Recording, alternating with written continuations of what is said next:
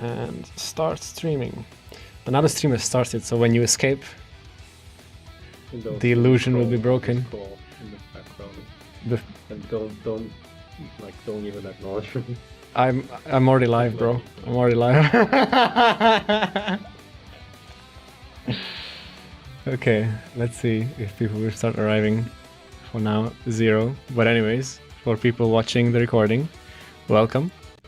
Today is the third and potentially final of my live stream series where I'm rigging Mikassa. And that doesn't mean necessarily that we're going to finish the rig completely. It just means that I will continue rigging as long as I can, and then it's going to stop, and then that will be the end of it. Because that's what I had time for in July. Maybe I'll be back tomorrow, but if not, then that's it. So the plan for today, well, let me just recap what was achieved in the last 2 live streams. We've rigged Mikassa's body with Cloud Rig. She's deforming. We've rigged some clothes. We've maybe done some rig UI. No, we haven't. So yeah, there is our clothes collection. And then we can do this now. We've rigged her hair. We set up a toggle for the hair. So that's all working great. And the plan for today is to fix the fact that her face is not rigged at all. And yeah, I mean, I don't know how long I'm gonna stream. Probably it's 3 now. Probably 3 to 4 hours. Let's say 4 hours. And we'll see how far we can get with the face rig. Probably not that far. Like, it's not gonna be like even feature complete necessarily, but we'll see. Hopefully we don't run into any major tech issues like last time. Yeah, fingers crossed.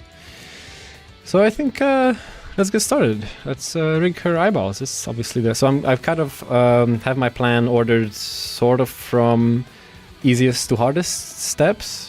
And I'm possibly gonna skip some optional things like lettuces. So yeah, the eyes are pretty easy. So there's no eye bones right now at all. You just have her head bone. And so I just get started with Cloud Rig. I just switch between the 2 rigs, my meta rig and the generated rig with Shift T. Let's say we go edit mode on the eyeball, select the center loop, snap the cursor with Shift S, go on the meta rig, add the bone with Shift A, add it to a hidden collection, great. You know what, let me undo that. Let me select the collection that is not hidden. In fact, maybe I'm just gonna create a face collection right now. FK controls, icon controls, new collection, face, move that up a bit. Boom, and now if you press Shift A, we got a bone. Oops, scale it down, shrink it down, and then edit mode on the eyeball again. We snap to the iris center, which is that vertex right there. So that's how you make sure that your eye bone is of course perfectly aligned with the center of the eyeball, otherwise things are gonna be very strange. And then we can also do Shift N to recalculate the roll, or just manually enter some number, but it seems best not to. And I arbitrarily want this to rotate downwards when I do RX45. That is not what it does, so I edit mode, Control R, 90, enter. Did that work? That did not work. Why not? My numpad is off. So there you go. RX45, it goes down. I don't have a strong reason for why I want that. It's just, it's at least if I remember that I like that, then it will be consistent across my rigs. So that's the reason. Let's rename this to I.L, and we assign the aim component type. And then I just hit X and drag left to symmetrize. I actually want to parent these guys to the head, so I select them first, select the head last, press P, drag right to parent selected bones to the active one, and then I hit Ctrl-Alt-R to generate. And we have some eye bones. They are a bit big. These big circles are our eye controls. Let me go full screen and let me enable, let me tweak my interface so that things are more visible. So line width thick. Ooh, it's a bit rough. Maybe I won't do that actually, because that makes everything very thick. There we go. Welcome people to the chat. Okay, so to make those eye shapes a little bit less ginormous, I just go back here and say Ctrl-Alt-S to shrink these bendy bones down, regenerate, and there you go, now it's a more appropriate size. And of course for now they don't actually deform the eyes, so we need deform bones, which are not generated by default, so there's a create deform checkbox here. Enable that, regenerate again. And now, if I go to my deform layer and get past all the extra garbage, then I can see I have a deform eyeball bone here. And then we just parent our eye mesh to the armature with no vertex groups, select the eye mesh, go into weight paint with Ctrl Tab, and weight paint the eyeballs very simply, like so. It seems like I might have missed the center earlier. Yeah, because this is not good. So let's fix that, or try to fix it.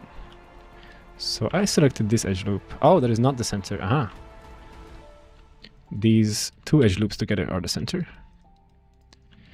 That is a very easy fix. Just snap it, regenerate. And now the eye is moving. Great. On our productions, we tend to use these eye highlights that you see here, this white dot. So sometimes we actually render that, like we allow this mesh to render. Sometimes it's just an indicator for animators to know where that eye highlight is going to show up through shading. In this production, I believe, well, it was a while ago, I believe it's the latter.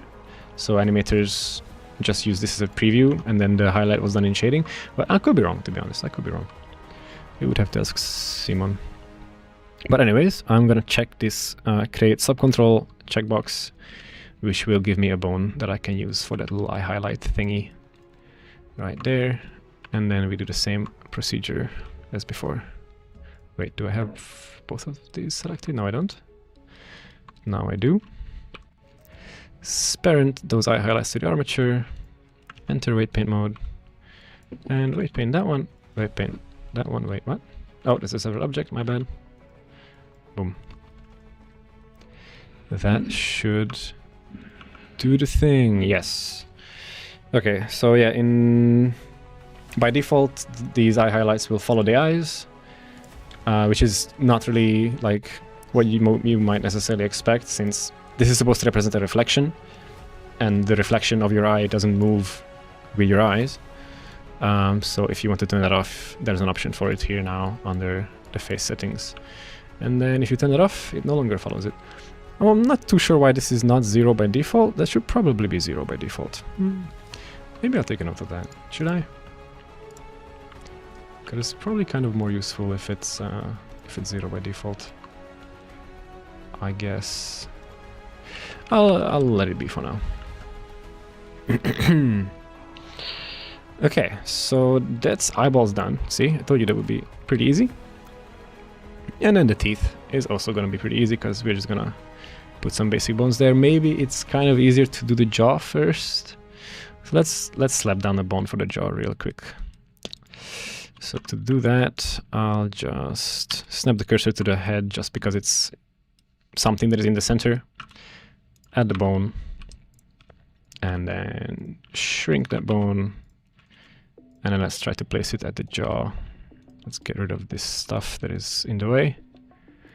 So I want the jaw to be pivoting from somewhere below the ear, something like this. We don't have to get it right first try, so we just do a quick eyeballing of it. Let's rename this to jaw. And then with Ctrl-Alt-E and right drag, I can select a custom shape. And then from this not so visual list, I'm gonna find jaw and assign. And this has a nice shape. Give it a nice color. Lovely. Parent it to the head. And make sure this also has the copy component with a deform bone. Regenerate. And we have a jawbone. It doesn't do anything yet. So we're gonna try to weight paint this right now. So currently the whole head is just weighed to this one bone, the head. And here's where auto normalize will kind of shine for us, because we can do this kind of with minimal clicks, as you'll see in a sec, unless my masking is a bit, my selection masking is a bit off. Let's try something like this, and then we weight paint, press 2 to go into vertex masking mode, and then as I add weights to the jaw, they are being taken away from the head. Oh, this looks a bit rough. There you go. And there you go. We'll clean this up in a second. And let me isolate this jaw. Actually, isolate the jaw and the head bones so I can work on them. Actually, you know what? I have some regret. Something I should have maybe done here is I'm gonna select the jaw and the head. I'm gonna press K, which is a built-in Blender shortcut. I don't always do this, but maybe I should. Let's do lock unselected. So now all the deformed bones that are not the ones that I selected become red to indicate that their weights have been locked, so I can't touch them. So as you can hear, maybe here, I'm clicking wildly, but I'm not allowed to change these groups anymore. So now we are only affecting the jaw and the head. So that's one way to control like the dangerous aspect of auto normalize, where you could potentially affect a lot of vertex groups at once while you're painting. Like a single stroke can affect multiple vertex groups.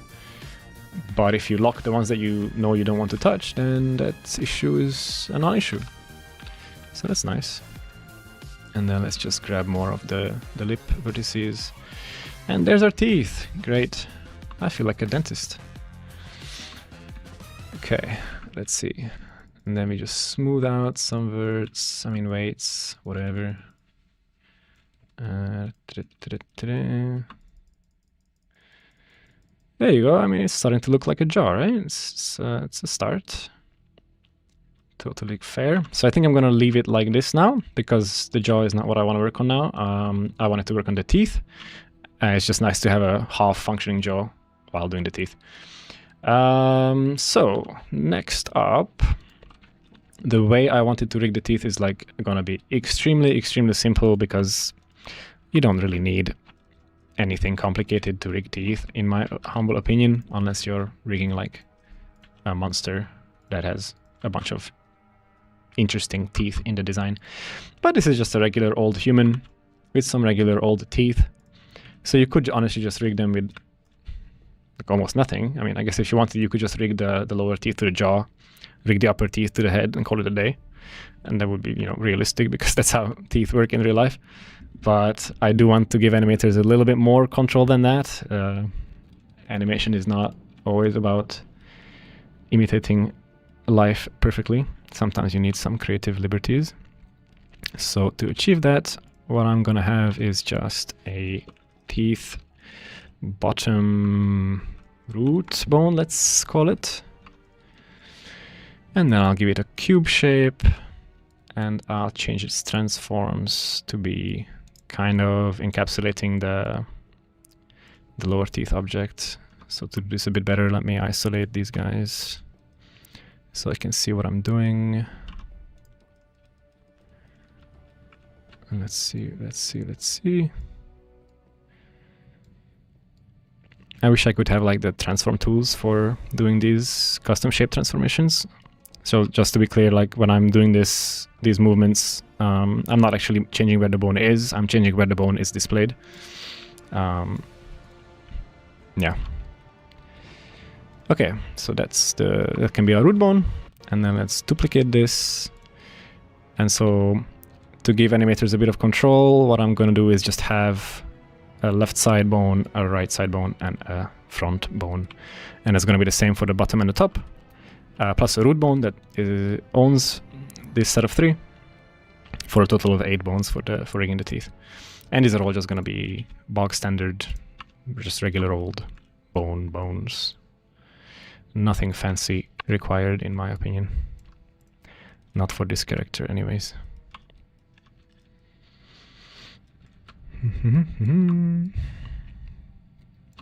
There we go, and this can be called, well, Let me rotate it a bit.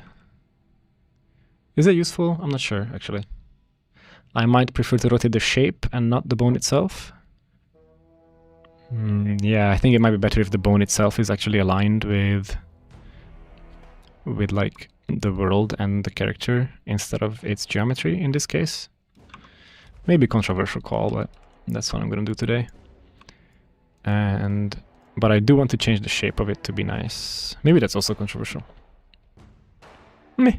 This is how I'm feeling today. It is what it is. Don't overthink it. And that's called teeth.l. We can symmetrize that, although we're gonna have to do that later anyways because I haven't done the component types yet, but whatever.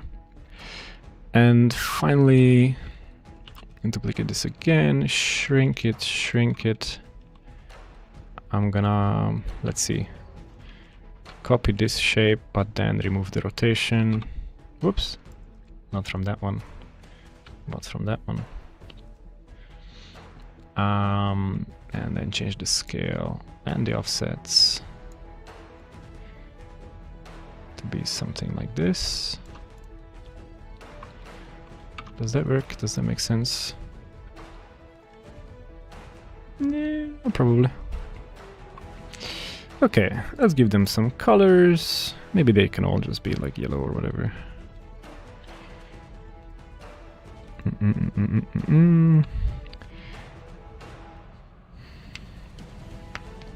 Sometimes I do wonder if I should put some more thought into the coloring of my bones. I can be a little bit inconsistent. But not today. Today is not the day when I figure that part out.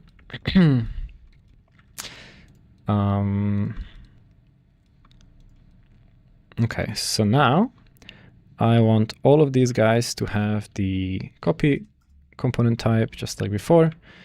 And wait, did they not get selected? I'm confused. Whatever. Just copy component to selected ones. And I want to select those three. And for those ones, I want to create the form and I want to parent them to the big one. So it looks like this. And now I want to do, wait, first let's rename this to bottom front. And then I want to duplicate this whole set of bones for the top teeth, obviously. And then while I'm duplicating this, I'm gonna, so in Cladrig, usually if you can see the bone names in the top left, in Blender by default it's gonna get a .001 suffix, or with Cladrig it's gonna end up changing that to not do the .001 garbage. But in this case, I actually do want the .001 garbage. You'll see why. So I'm gonna hold Shift while I confirm this, so that Cladrig doesn't rename the bones. And the reason I did that is because now I can say batch rename, which is supposed to be in Control F2, but I guess it's not. It didn't work anyways. I want to rename these bones from bot to top. And then I want to rename the .001s to nothing. There we go. So we've got our bone names. Let's see where the top teeth mesh actually is. It is right there. And then let's adjust these bone positions to match that.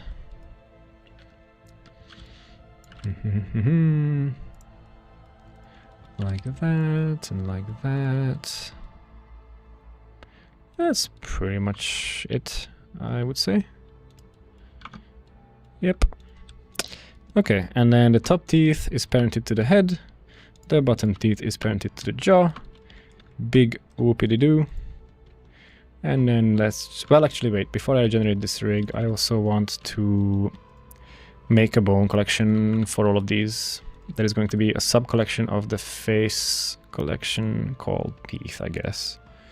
So face plus right there, teeth. Even the tongue might go on this layer, but we'll see. Let me drink some water.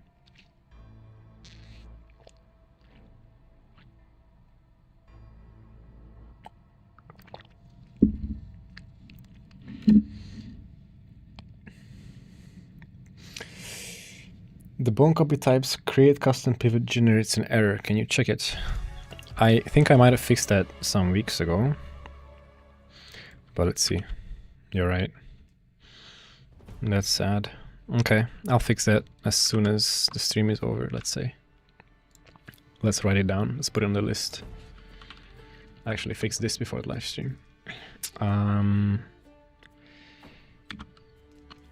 Copy bone components. Create custom pivot param. Close generation error. Thanks. I'll take a look at that. Maybe during the live stream, like if I need that during the live stream, I will fix it. But otherwise, let's say after the live stream. Just because normally I wouldn't mind taking a short detour to fix something small like that, because I think I know what it is. But because last time I lost so much time to troubleshooting stuff, which I did not intend. For now, I'll try to just move on. So, did I disable that guy? Let's disable that guy. Collection is done. Yeah, so let's regenerate and weight paint those teeth. So all these guys are gonna need... Wait, aren't my subdivision modifiers hooked up already with drivers? Yeah, they are. Oh, but do I still have the script that I used to do that? Yes, I do. Okay, so that script only worked on objects which were parented to the armature already, which these teeth are not yet. So I will do that now. And then, this is very annoying, but for each object, I need to make sure that the armature modifier is on top. I wish Blender tried to make some assumptions here, because 99.99% of the times you would want the armature modifier above your subsurf modifier. But whatever, we did it. So now that they are parented to the object, why is the object locked? Bit odd.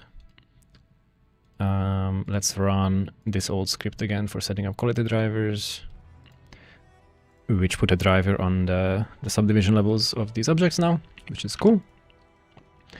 And then let's weight paint them. So this bone, and this bone belong to the top teeth. I will just start with automatic weights. And let's see how that does. Honestly, I might just leave that as it is. No, the front one, the influence of the front bone is maybe a bit small for what I would consider useful. So I will fix that. And the influence of the is maybe a bit ginormous.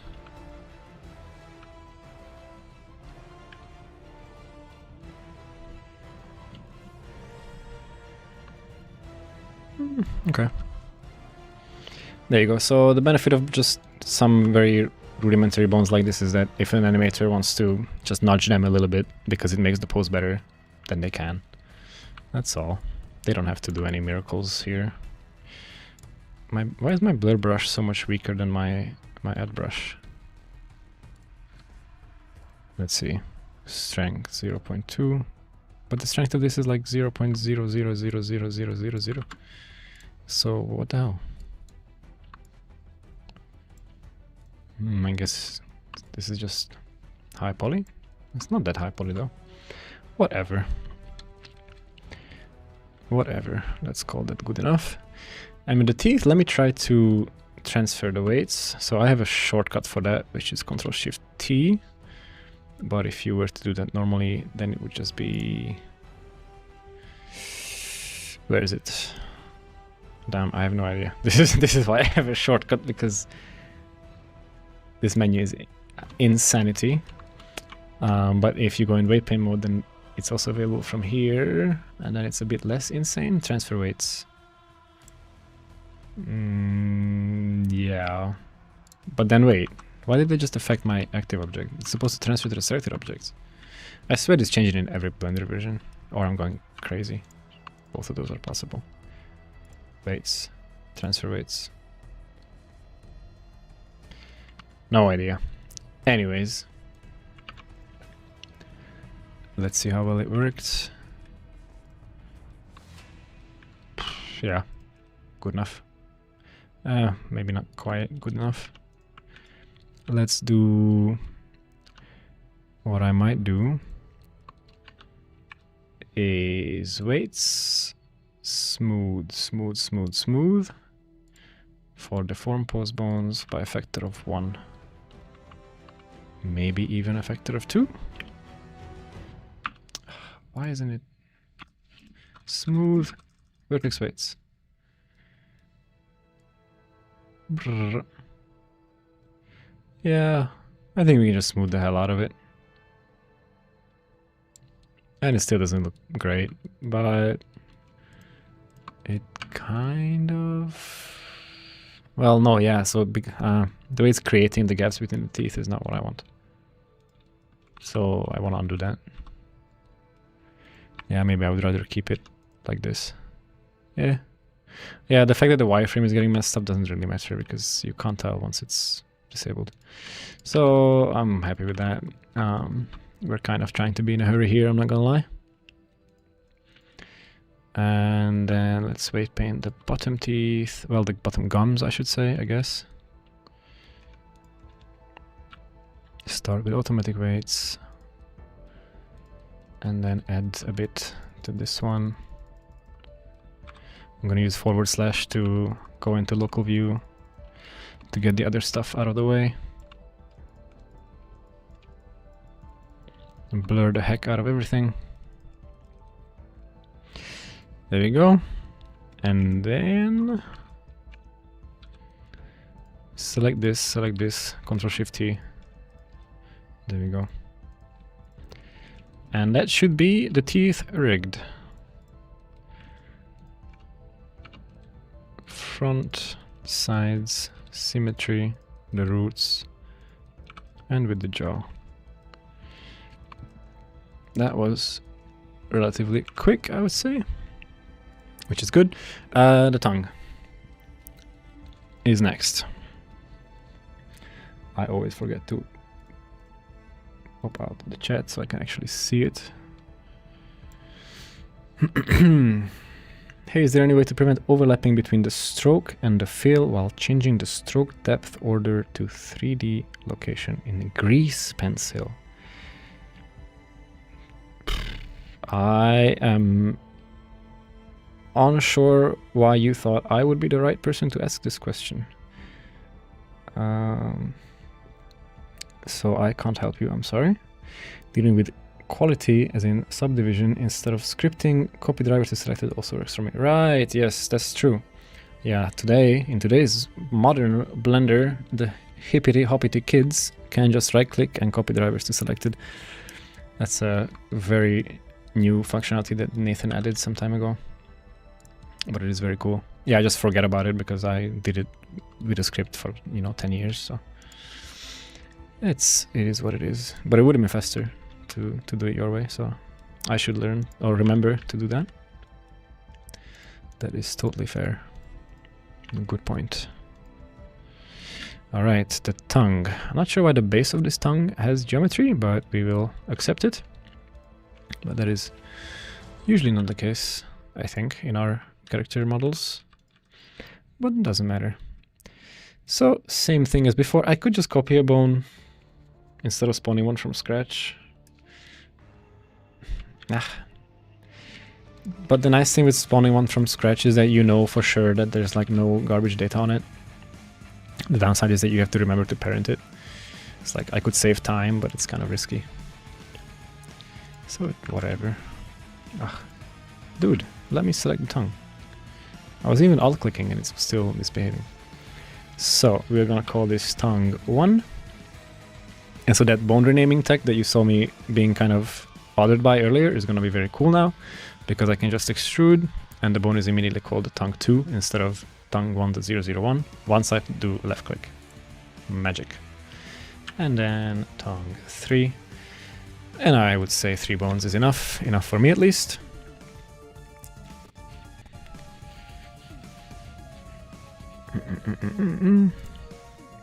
And let's see, then I want this to be an FK chain component, just like the hair, just like the bunch of clothes and all that stuff, with the difference that I want the smooth spline to be enabled on this, I think. Maybe not. I think it's gonna work best if it is enabled. And then we parent that to the jaw as well. And as for the bone collections, I think we're gonna make a separate collection for it called tongue. I will actually assign it to that collection and unassign it from the other ones. Did my teeth controls get assigned to any other stuff? Yes, to FK, which is not what I want. The jaw also should be on face instead of FK. So that's all fixed.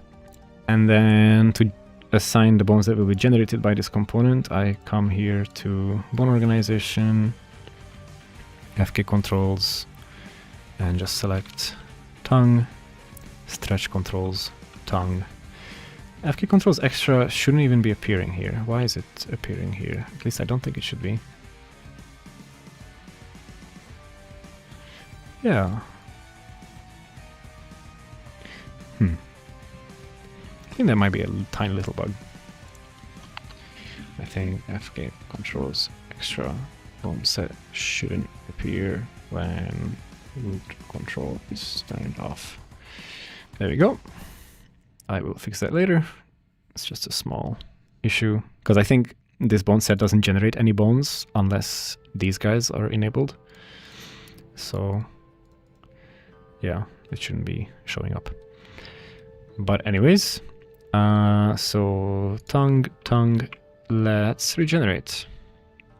See what we get. Looks good to me. And then we do the same shenanigans with the tongue of parenting with armature without any weights. Move the armature modifier up. And then let's try what someone suggested of select one object, select the other. No, wait, select this one last. Right click this driver and say copy to selected. It actually did not work. Oh, it copied the value. I want to copy the driver to selected. Copy driver to selected. There we go. Cool. Whoa. And then we go weight paint mode, select these bones, start with automatic weights, isolate with /, and slightly tweak these weights, I guess, to be a bit less spread out. But I mean, it's just a tongue. It's gonna look fine.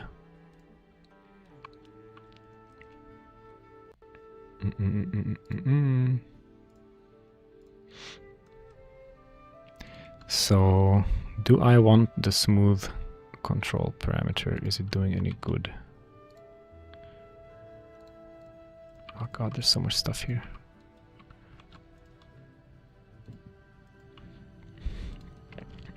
So if the smooth spline parameter was off, then this bone would be unaffected by me moving this control. Now it is affected. It looks kind of bad. What is good though is that the tip of this bone keeps looking back at its source, which is also an effect of the smooth spline parameter. And that one is pretty good. So maybe we keep it for that. Yeah, I think so.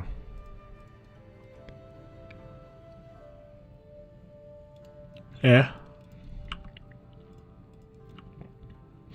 Totally. Oh, another interesting thing we could try.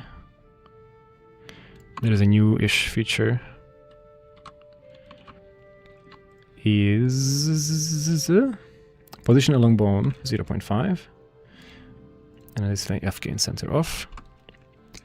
Because then my FK bones of the tongue will pivot from the center of the bendy bones, which has a cool effect.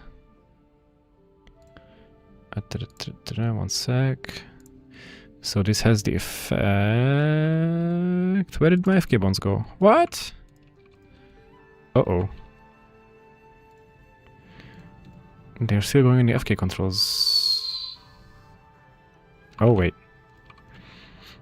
I think that's because the FK controls are different from the new FK offset controls, which are what's getting created from that parameter I just enabled. What was it called? Position along bone. Yeah, if it's not 0, then it's creating these extra controls. And those now also need to be assigned to the tongue layer or collection, whatever.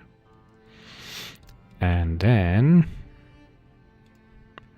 you could argue that behaves better. We just hide the teeth. I know it's kind of hard to see. Let me try to isolate some stuff.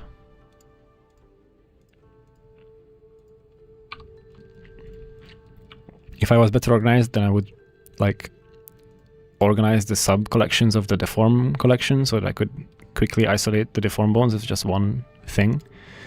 But it's too much hassle, so I don't want to bother.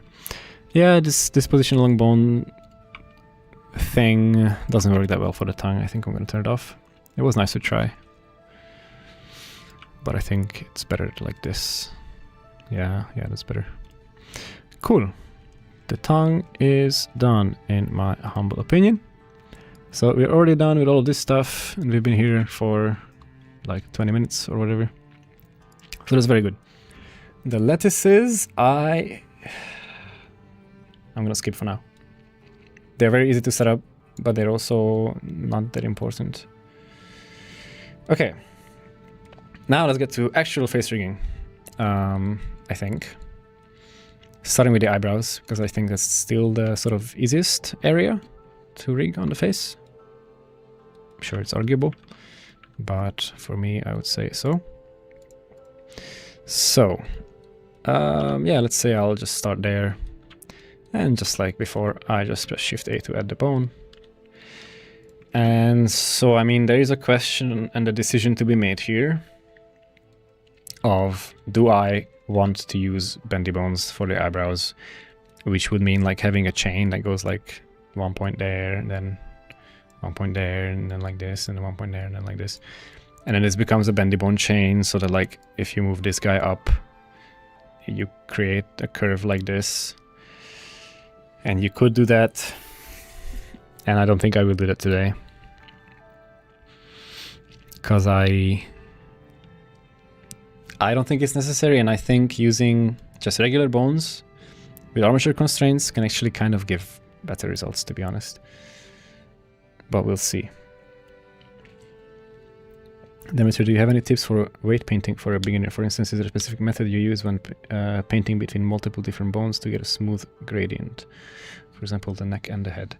So I always say, check the description of the live stream / video. There is an extension that I use and I've made for myself called Easy Weight, which you can just search for in 4.2 and beyond in the extensions panel of Blender.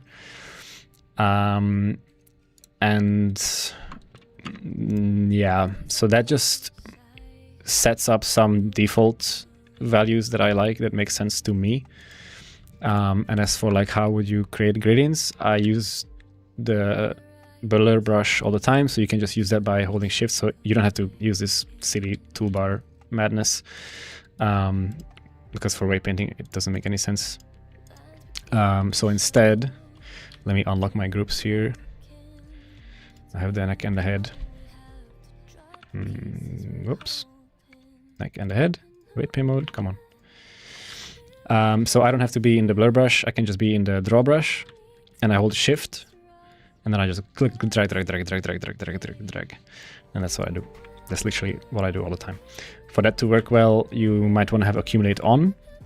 Then it's a little bit harder to control, but easier to control at the same time. Because then it's gonna, keep blurring every time you go over the surface. Which means that then you kind of have to have the ability to evenly go over the surface. But then it's kind of faster to work, and it doesn't pollute your undo stack as much.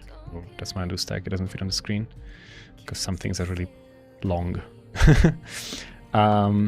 Yeah, that's about it. And then Easy Weight does a bunch of stuff for you, like enabling the overlay setting to differentiate zero weights from low weights, putting a shortcut on Control Tab to enter weight painting mode with pose mode without having to do all this selection nightmare. And then the W pie menu, which I think is very nice. I am considering adding some more operators on the side here, like transfer weights and smooth weights, and maybe that's about it. So yeah, there you go. Oh, EasyWeight also gives you symmetrize operators for vertex groups, which I think work pretty well. They might be slow. If you have like a dense mesh and you do symmetrize all left to right, that might take a while because it's in Python. But yeah, that's gonna work on non-perfectly symmetrical meshes, which I like a lot. So where was I? Eyebrows, yes, back to business. On the meta rig, we have an eyebrow. So I'm just going to use regular bones. That's what I use in production, and I think the production eyebrows of Mikassa work quite well. Also, by the way, I should have done this in the beginning of the live streams, which was like 2 weeks ago. But I do want to share the files of the different stages of me having worked on this. Like I have a separate file for the end of each live stream. 1, 2, 3. I think at least they roughly line up with the end of each live stream. Which reminds me I should do a save as here before I overwrite it. So I will try to share that at some point, and then I'll go back to the recording descriptions, and I'll put a link there. So if you're watching a recording of this and there isn't a link in the description to download the file, not like a few days after this goes up, but after Gold releases, whenever that is, then let me know. So after Gold releases, I will go and put those links so that these videos can become even more useful in the future, and then people can try to follow along if you want. But I mean, heck, I know I wouldn't have that kind of patience and dedication to learn rigging, but I know some people do. So huge respect to those people. I had the luxury of, you know, just as a teenager, I had infinite time on my hands, and I could just mess around until I figured stuff out. And I also bothered a lot of people, obviously.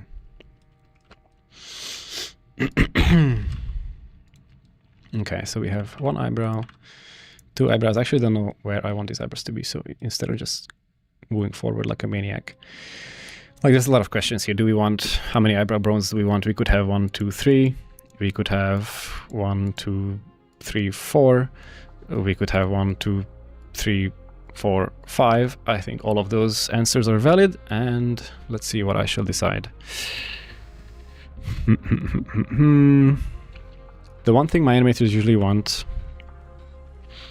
for some reason, is that the last 2 controls here on this side are quite close to each other. They like that. Like, they want this last bone to have a very small influence. So I'll try to do that, I guess, which would mean like this bone would end up being here, which feels a bit unnatural. But I'll roll with it. And let's say move this out a little bit. So those can be 1, 2.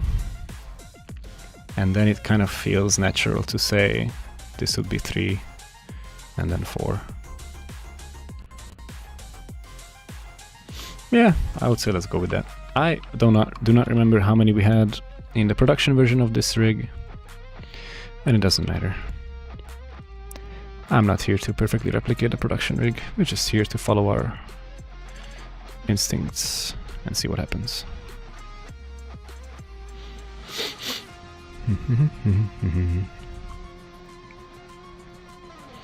So something I'm going to start using soon to do this face rig a lot.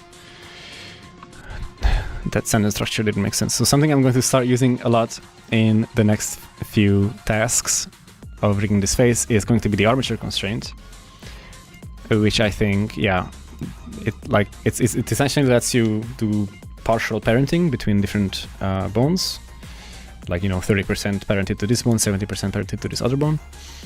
And I think that is extremely helpful to make very simple, very well behaving rig setups. So let's see, we've got 4 bones here. You know, I'm boring, so I'm just probably gonna apply the cube shape to all of them. Yeah. Yeah, I don't care. It does the job, man. It does the job. It does the job excellently. And then give them a color. Should be green. And give them the component type, which should be copy bone, bone copy, whatever. Why does that deselect bones? That's a bit annoying. Assigning a component type deselects bones. I know why it happens and I can fix it, so I will fix it after the live stream as well.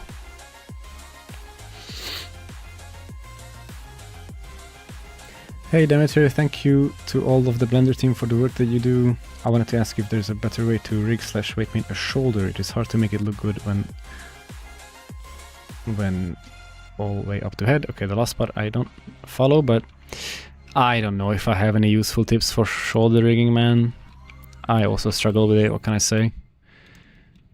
I mean, to me this is acceptable. And also, I mean, I assume you mean maybe this area? Yeah, I don't know. Just check out the previous live stream, that's where I weight painted this, but like this is obviously not behaving well, so like let's try improving it, since you asked. So the way I would do it is I know the area, the bones that are relevant here, the neck, the chest, and the shoulder. So I just isolate those, so I see what I'm doing. I isolate the objects as well with /. And so I know the reason this is happening here, this collapsing, is because the neck bone doesn't have those vertices fully to itself, and maybe it should. So I'll just try doing that, and now I see why it didn't, because now it's doing a different bad thing. So that also sucks. So then I select the spine and blur a little bit, but the spine already has very little influence here, so that achieved nothing. But I won't undo it, it doesn't matter. So I'll select the shoulder and blur here very gently, and I see that it's kind of like a single click did all of that, so that's a bit too strong. So sadly, the only way I know to adjust the blur strength is to change the tool and then adjust this strength. I should probably make a shortcut for this of some kind. I think I will. But anyways, so now we made it a bit weaker, still a bit strong or whatever. So anyways, now that's a bit better. And then let's see if we can also like, there's also this sort of, there's also like a bowl being created like here. And I know we can also fix that by adding more weights to the shoulder. And I know I'm painting through the mesh right now, so I'm a bit scared that I'm messing up things in the back, and yeah, I think I am. Not as much as I thought. So let me just blur this stuff in the back here, and then disable paint through mesh. Oh, do I have some geometry hidden? What's going on here? Oh, it's the mask. I have a mask modifier. Let's disable that just so we know what we're doing. And then you can use Shift F to change your strength to be very gentle. And yeah, and then you just, you know, you just go back and forth here for hours and hours and hours until you're happy. And that's about it. It's a lot of blurring. Blurring is useful. And the other thing with another benefit of using accumulate is if you have an extremely low strength, like I'm on 3 decimal points here, you can just, you know, wiggle your mouse and it doesn't matter if it's very weak, it's still gonna do stuff. So I mean, yeah, I'm sure this is still not perfect, but this is how I would rig shoulders. I mean, I put it in a pose that I want to make sure that it works. I might have an animation where so I can scrub through different poses easily. Yeah, but shoulders are shoulders. I would say if you are finding it really impossible, especially to rig the arms down pose, always consider, hey, maybe my pivot point is trash, because that is always possible. And as for like arm raised up like this, well, that's tough. But don't forget then to pose the shoulder correctly, like how it might actually be, which is, I mean, not like this. It's more like this. And I mean, yeah, this looks terrible. Yeah, this pose is just tough. What can I say? So yeah, you can keep weight painting for ages. But yeah, make sure the pose is like kind of legitimate, because if you're weight painting for a pose that a person can't even do, then you're making it extra hard. Yeah, I mean, this looks pretty bad. Do I try to fix this? Nah. I would say for that kind of extreme poses, it would be the realm of shape keys, which are maybe a bit too much hassle to go into now. So I would rather just get back to these eyebrows. So let's do that. But it's good that we slightly improve the shoulders, I guess. Okay, so we were in the middle of assigning the component types, which should not be FK. What is this? This should be copy. So just like with all the other stuff, I want bone copy with create deform. I also don't want this to deselect bones. Copy component also deselects bones. And then I bet symmetrize does as well. Let's test that. So select these, symmetrize. Symmetrize doesn't mess up the set. Wait, if I have multiple selected? Then it does. Copy / symmetrize component also deselects bones.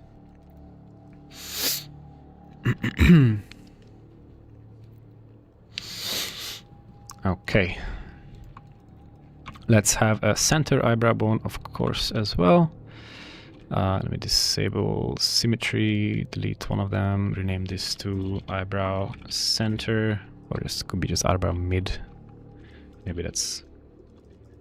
I guess shorter is better, as long as it doesn't obfuscate what it is.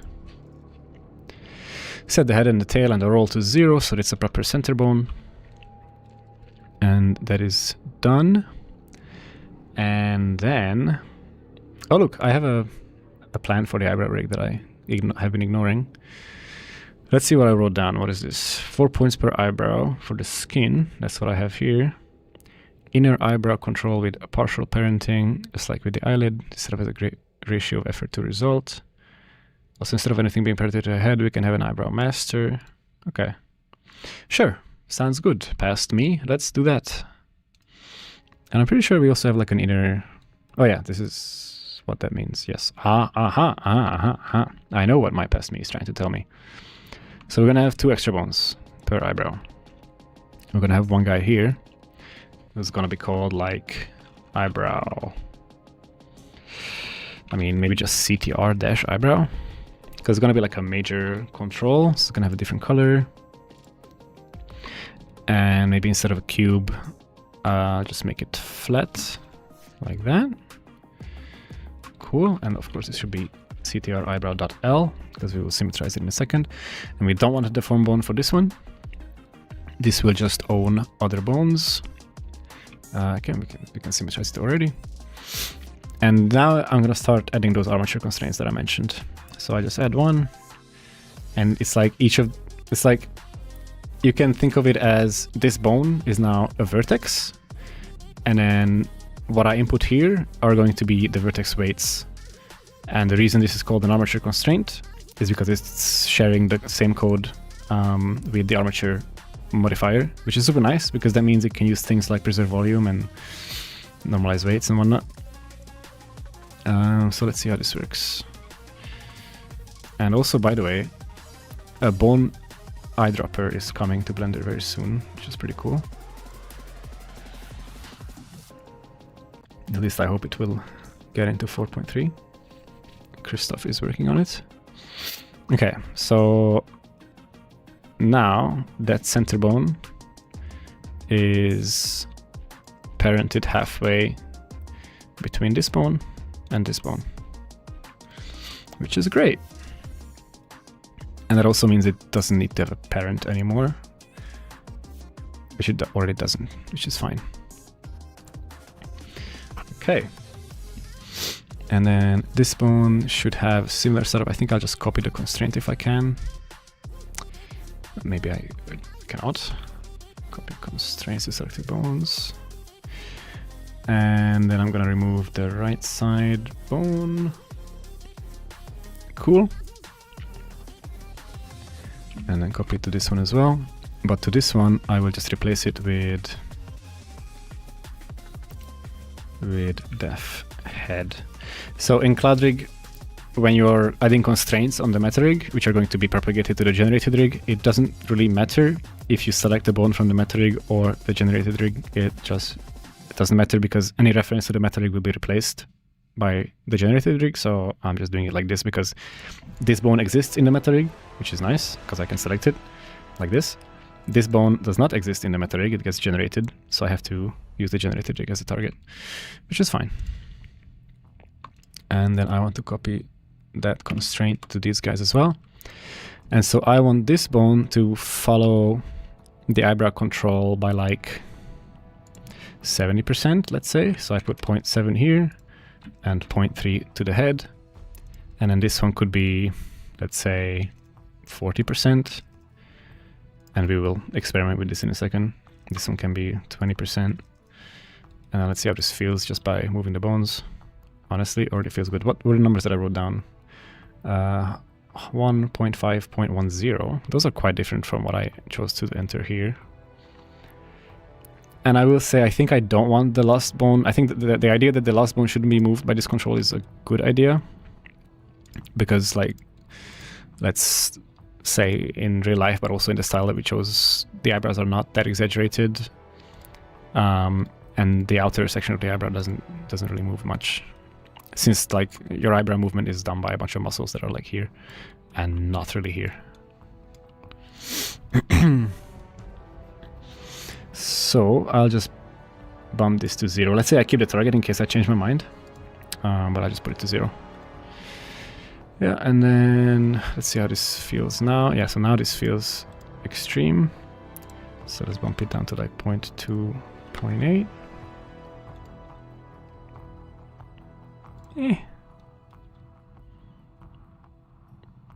Let's say I'm fine with that for now. And then let's select these guys and symmetrize them again. Cool. That's eyebrow bones. Let's say we'll roll with that. Normally on production, and maybe I will do it, I'm kind of deciding as I'm saying this, I would have a separate set of bones just for the eyebrow hair itself, because normally, of course, the hair will move with the skin, which makes sense. That's how it works. But in some cases, you might want to detach it from the skin and just freestyle it a bit as an animator, just for a few frames, if you feel like it's necessary. So I like to provide that option. I think in this iteration of the rig, I am not going to go for it, just to keep it simpler. But maybe I'll change my mind, but I don't think so. So let's see. Those guys move, and it moves with the head. No, it doesn't. These guys are not moving with the head, because CTR eyebrow is not parented to the head. We can fix that real quick. There we go. And then all these eyelashes and whatnot we will fix later as we go on. So, yeah, I won't bother with the... maybe I will. Now, you know what I'll do temporarily? This is going to be a very temporary measure. Let's slap a surface deform on the eyebrows real quick. I think later I will transfer the weights and adjust them. But for now, maybe it can be a nice sort of weight painting helper while we weight paint the eyebrow area of the head mesh, if the eyebrow hair actually also moves. Okay. Whoa. What am I doing? So let me just select only the objects that I need to make this process look kind of appealing.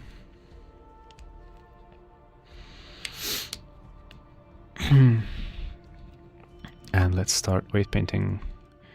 And for this area, we definitely want paint through mesh to be off. I'll also probably set the fall of shape to be spherical, but I'll keep accumulate on. Is it working though? Wow, my brush is so weak.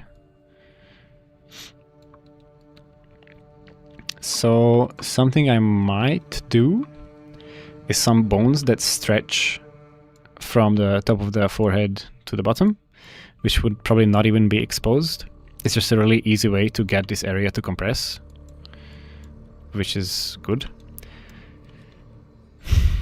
But if we can achieve the same effect with just careful weight painting, then maybe we'll just do that.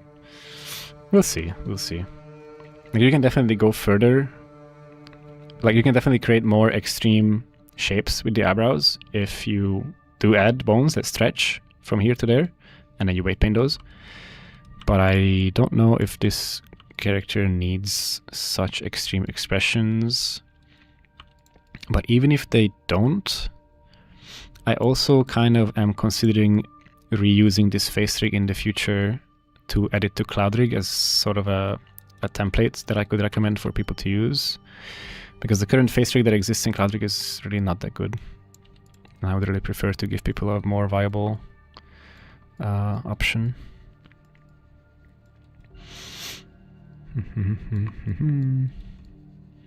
Let's add some initial weights, and then what I like to do is, now that I've kind of roughly put some weights on all of them, I select them all, and then I want to make sure that together they own this whole set of loops. So that basically if all eyebrow bones move up and down, then I don't want any geometry to be left behind. And this is an easy way of ensuring that. And also to get like consistency between the influences of the neighboring bones by blurring them all together. And there you go. So that's enough to move it a little bit, but not that much. So let's try adding some more weights, see how it goes.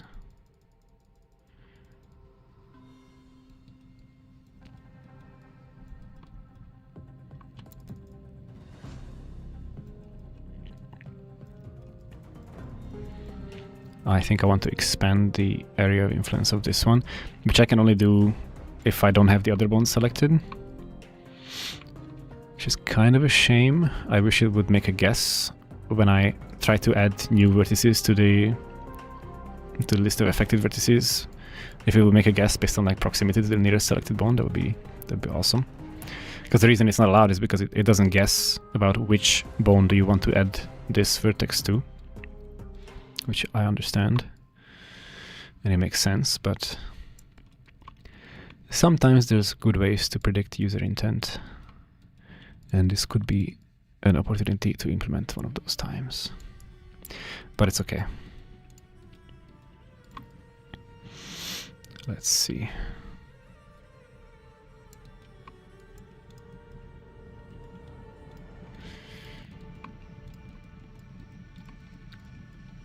And then blur these out again.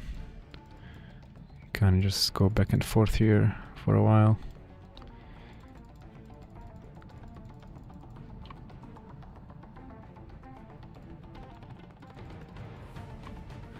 We add some weights and we subtract. I mean, not subtract, sorry, we blur.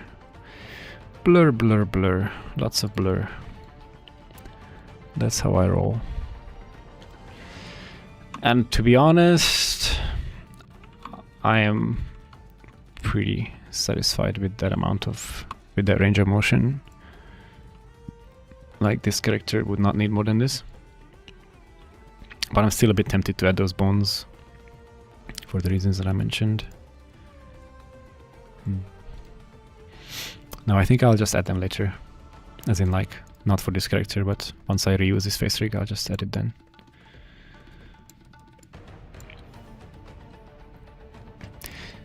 Yeah.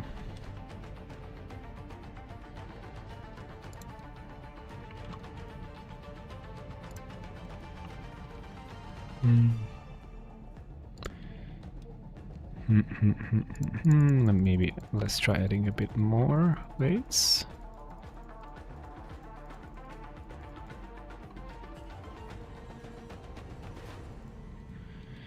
And sometimes if I go too far and I end up completely removing the weights of the head from some vertices that I don't intend to, then I have to select the head again and blur those vertices back, which is another quirk of working with auto-normalize, but I think it's still very good.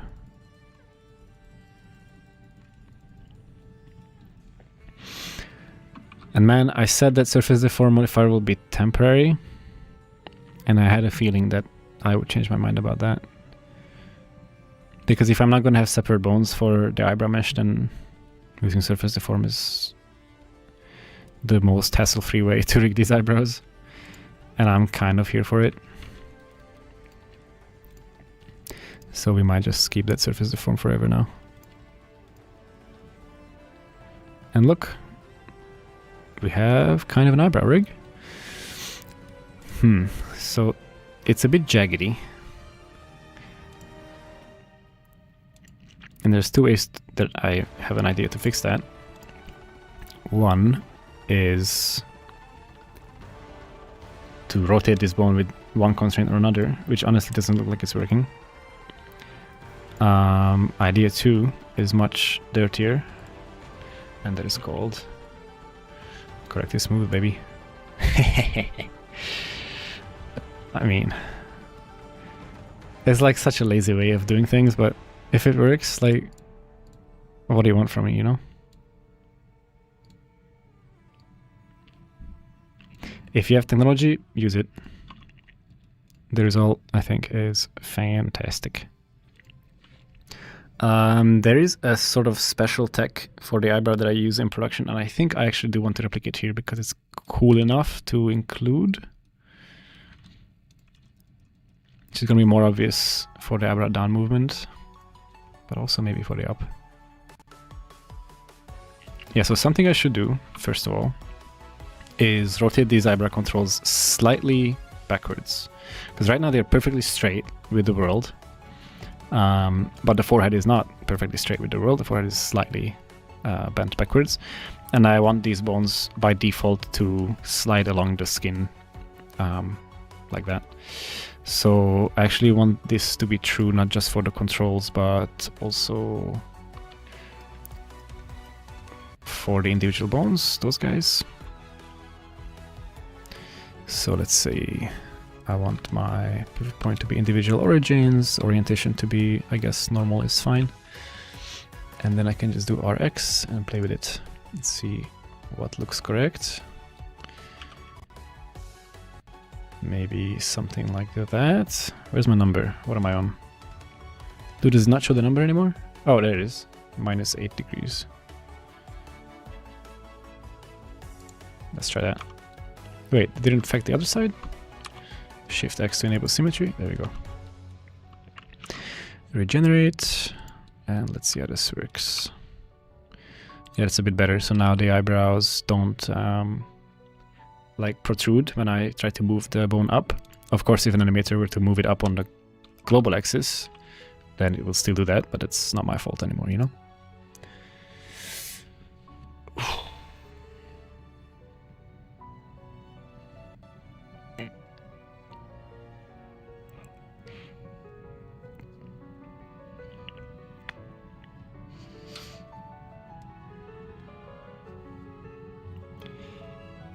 Troubleshooting as a technical talking point or teachable moment. Would be nice to know what to do in a situation like this. So this message is from 6 minutes ago. I don't remember what happened in that moment. Oh, like if all else, like in an all else fails situation in your approach, where you would more than likely spend an unforgivable amount of time overnight down the digital rabbit hole of rigging and modeling. That's basically what happened last live stream. So last live stream, I just wanted to rig stuff, and I ended up coding for like 2 hours of the live stream because it was just like this brain melting issue, because I didn't expect that there would be a Python API change in 4.2 that I wasn't aware of. And I think it's up to this day, I'm not 100% sure if it was intended from the developer side. But yeah, something changed about how property groups are able to be copied to one another. And the error that I was getting from trying to copy my bone collections from one armature to another was like a nonsense error that didn't make any sense to me, and I've never seen before. And yeah, it was a rabbit hole. So yeah, it happens. I don't know. But yeah, that was last stream, so I'm kind of I don't want to repeat that. Do you recommend using bendy bones to rig the eyebrows? I talked about it earlier. It has some upsides. Like, for example, here where I was getting this wobbly shape, you might not get that with bendy bones. But I don't know, for me, the simplicity of just regular bones is kind of nice. Yeah. I don't know. You can definitely rig eyebrows with bendy bones and it's fine. Yeah.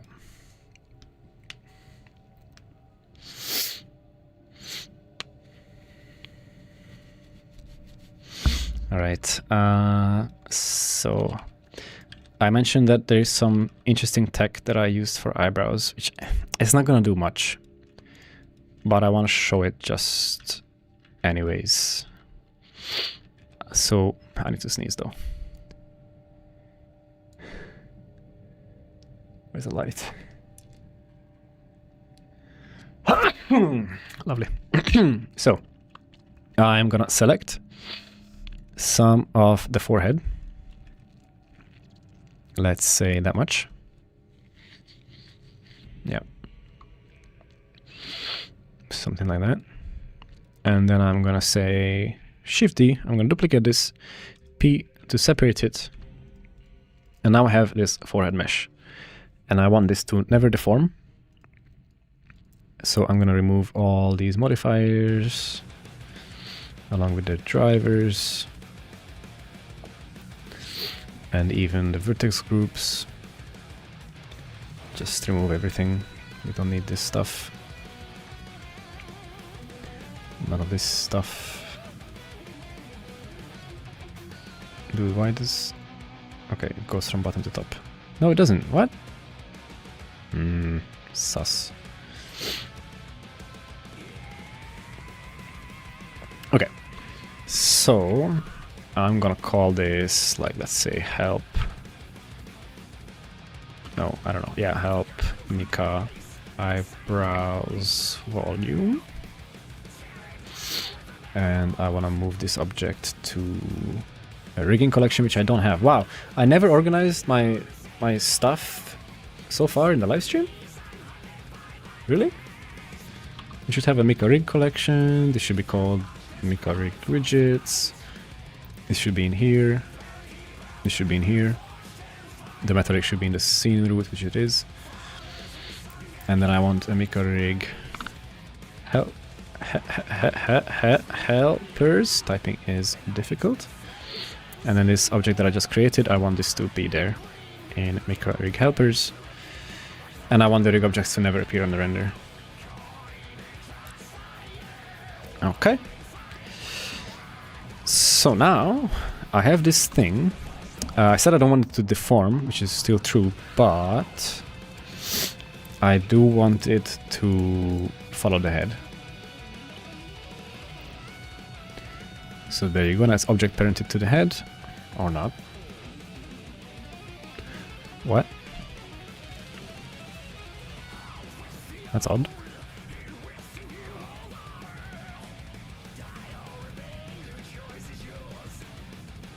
What? Ah, because the object origin is down at the bottom. Okay. Then I guess we do need the armature modifier. It's not a big deal, it's just slightly slower. And then I will weight paint it to the head.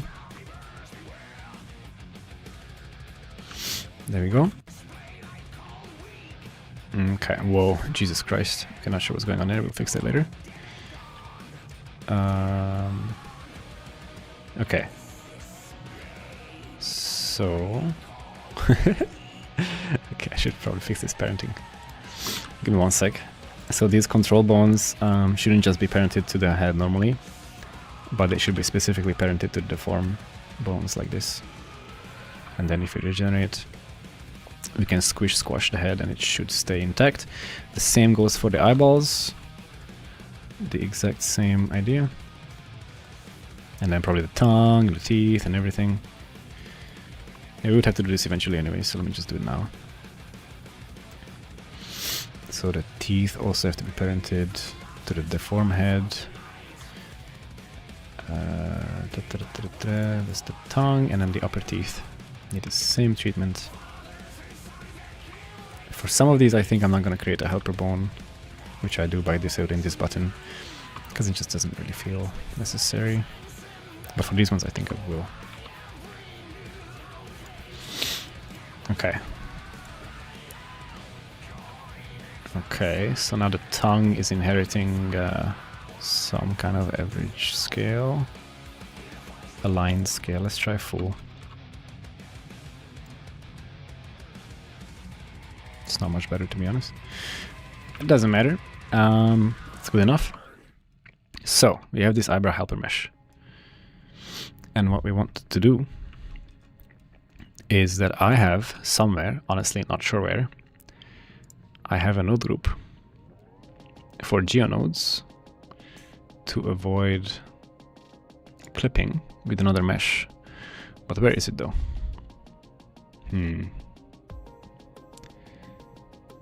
Ooh, I might not have a file that has it on this computer. Uh-oh. Uh-oh. Come on, surely I do.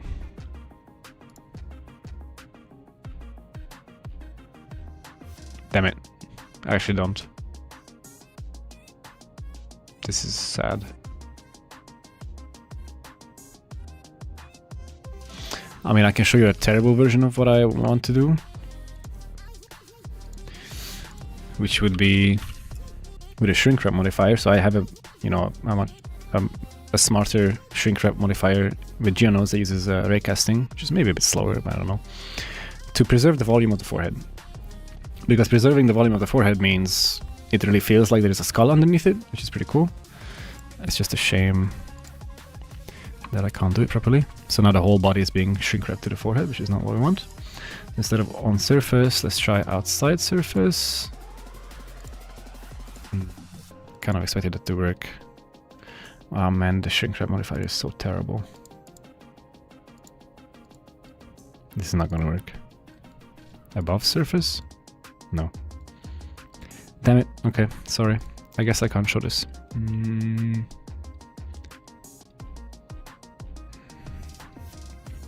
Where could I have those geonodes? Damn it, do we just do it quickly? Nah, no, I don't wanna. Okay, sorry. Forget about this. Maybe tomorrow. For now, let's be happy that we have a vaguely functioning eyebrow rig. I said I would make 2 more eyebrow controls and I only did 1 because I'm not referring to the other side. I also want to have an eyebrow master control. Let's offset it like this. Yeah, let's call this master eyebrow.l. Not sure why I just entered edit mode. That was weird. Delete this one, symmetrize this one. And let's make a widget for it using the actual eyebrow mesh. Let's see if this works easily enough. So I want to duplicate this. Move it for... Whoa. Okay. Separate it. It crashed. Rick, why did you join the live stream? You crashed Blender. Literally 1 minute after Rick appears in chat, Blender crashes. Ah, fucking animators, man.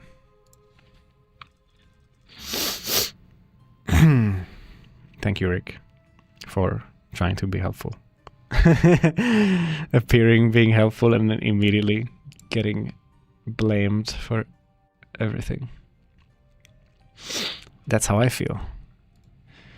Let's load our autosave from 3 minutes ago. Wait, what? What just happened? Hey? Did I just click on like file append or something? File open. This one.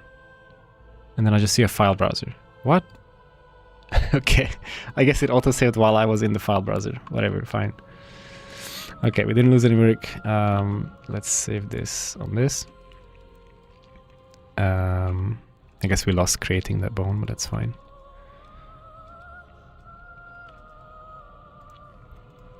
So these should be called master eyebrow .l. Delete this, symmetrize this. Save the file. I was trying to create a widget. Let's see if it crashes again. I duplicated this, separate. Interesting. Dude! We found a reproducible crash in 4.2 release. Sick. Actually, do I have debug build on this? Another debug. Okay, if I can reproduce it in 4.3, then with the debug build, then we'll make a report, and then I can show off how to be a nice user who reports bugs. So this seems to be a naked 4.3 with left click select, which is fine. Let's try opening that file. I don't know where it is. Jesus, /shared users Demeter rigs Mikassa live stream ring 04. Allow execution, whatever. Oh god. The Z wireframe 1 alt left click Shift D P boom, and then our debugger crashes as it's supposed to. We say BT. Cool. Now the only trouble is what file do I attach, because I don't want to share this file yet. But we'll just try to separate the eyebrow into a separate file and see if it still crashes. And we can just use 4.2.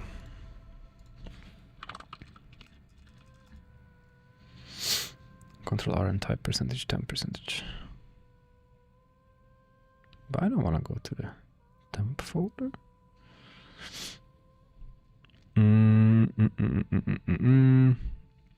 So I go here again. Can I copy this to clipboard? Open a new file. Paste it here. Oh, it brings everything. Well, almost everything.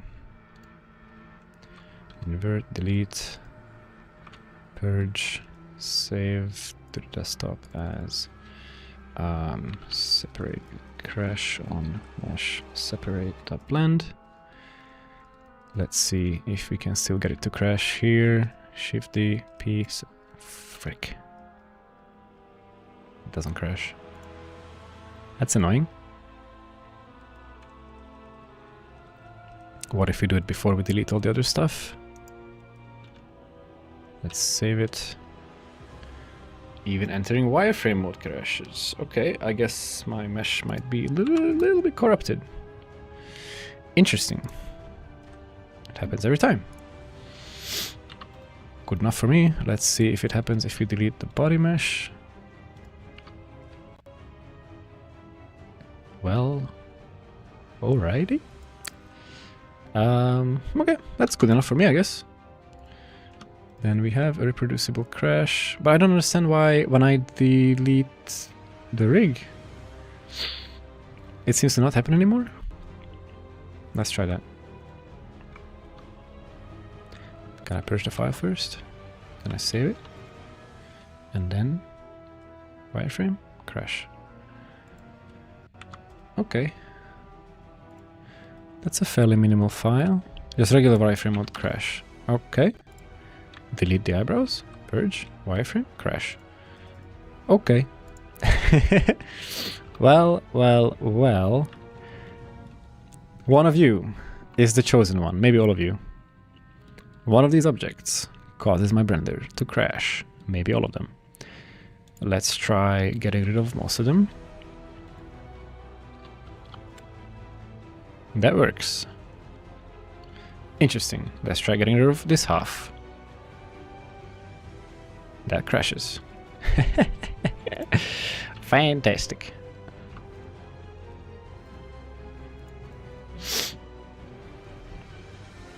So it's not the eyebrow and it's not in this half. So it's one of these guys. Right? Boom. Crash. Yep. Cool. Is it one of those guys? Yep. Great. Control Z also crashes. Alright. So if I get rid of these guys, does it crash? Yep. Cool. Let's do it again. Delete these, purge these, save this as a new file, wireframe will crash. Well, well, well. It seems we have 5 remaining contestants. Let's see if any of them are doing anything cheeky, like having a modifier. Subdiv. It's gonna be open subdiv, isn't it?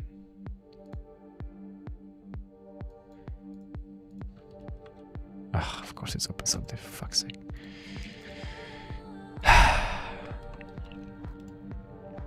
I reported the same crash like 3 months ago. Whatever. We found a culprit. It's open subdiv with subsurf. Which is like a classic for me at this point. Alright, anyways. Then you go to help, report a bug. That should summon a browser. Oh god. Okay, well it summons Chrome, which is not what I want. My guy.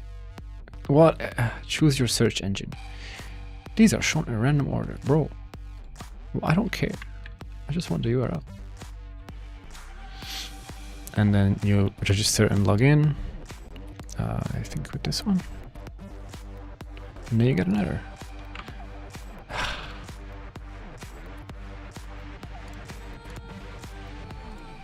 Bro. Why?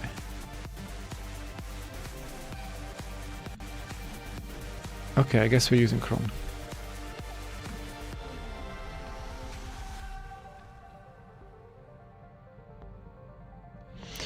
Fine. I guess we're using Chrome. So, then you give it a nice title like crash, or let's say 4.2 crash with... I swear I reported the same thing before. Am I insane?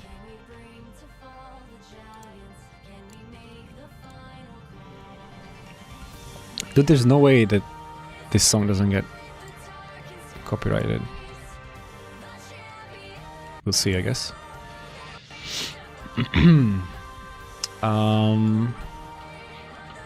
Like open subdiv. Yeah. Okay, but it's not only crashing in... So this issue turned out to be specific to the 4.3 debug build,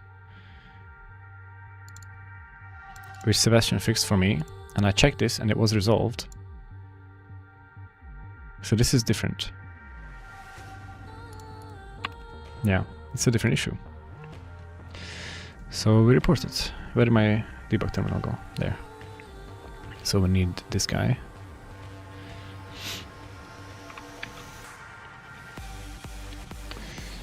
Dude, this is a remix of World Sky. This is epic. Stack trace. Pum pum pum pum pum pum pum pum. Crash with open subdiv on subsurf on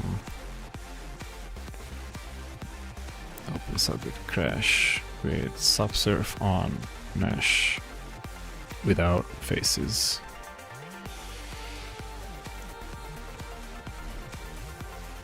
I mean, it's in the title. File. Oh wait. In wireframe view. And then we slam dunk a file over there from our desktop, which is where? Sheesh. / home Demeter desktop.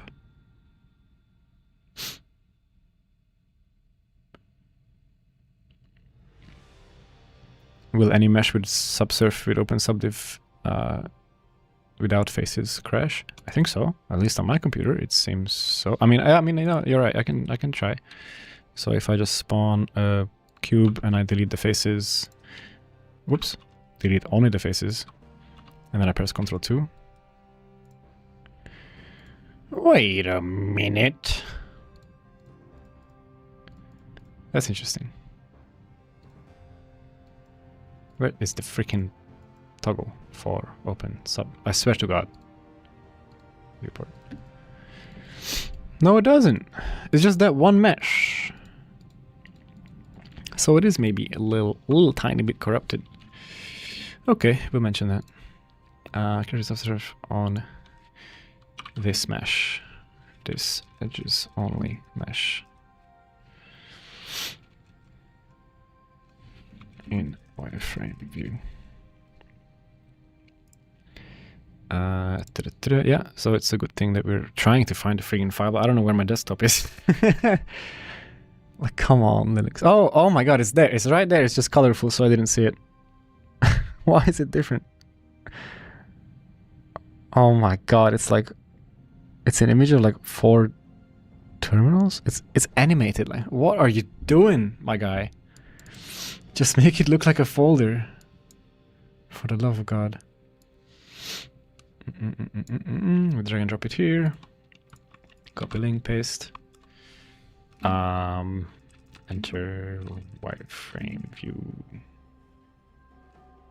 Oh, well, I guess note that the phone widget has a subserve modifier. Make sure what's it called, open sub is enabled, and the wireframe view should crash in both 4.2 and latest 4.3. Yeah, that's about it. Worked. I'm not gonna put anything because I don't know when this broke. But I mean, presumably not that long ago. Well, because it's just this one mesh. Other meshes seem to work fine.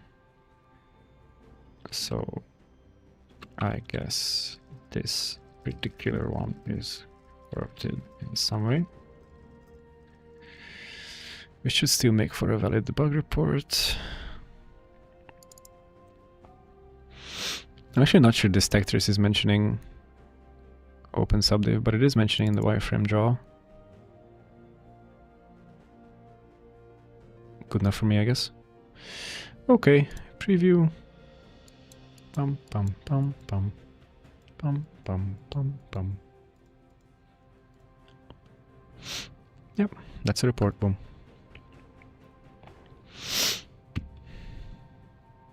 There we go. And then hopefully the devs will take care of it. As for now, let's see if I can fix it on my end by, for example, so let me see, this still crashes. Yes, good. Can kill this window, relaunch. For example, if I were to merge this object into another object, stops crashing. If I delete this stuff,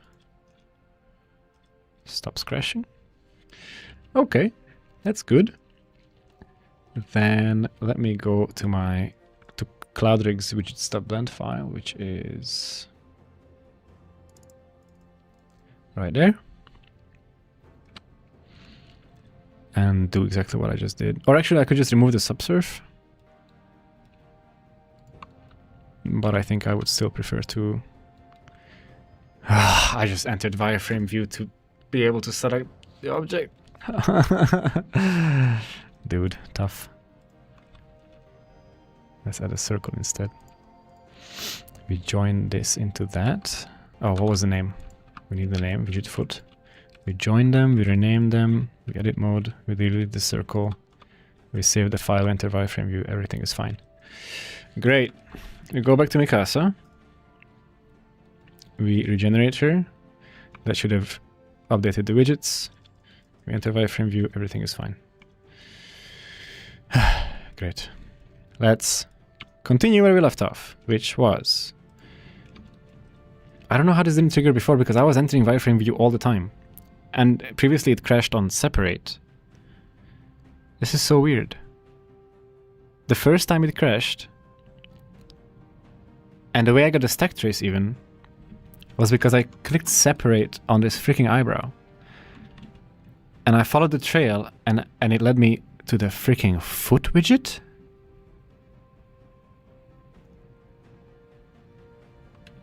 What?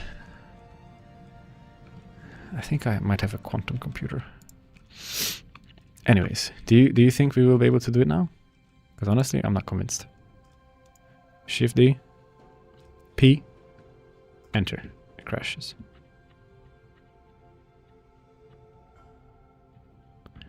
What the f...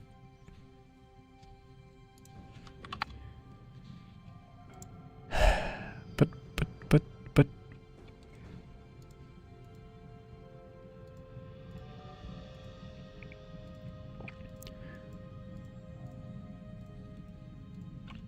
Disable open subdiv. Shift D, P, enter. It's fine. This is so weird. Why didn't it crash before? I mean, I get that this mesh now is also a subdivided edge-only mesh, but isn't my foot widget also always that?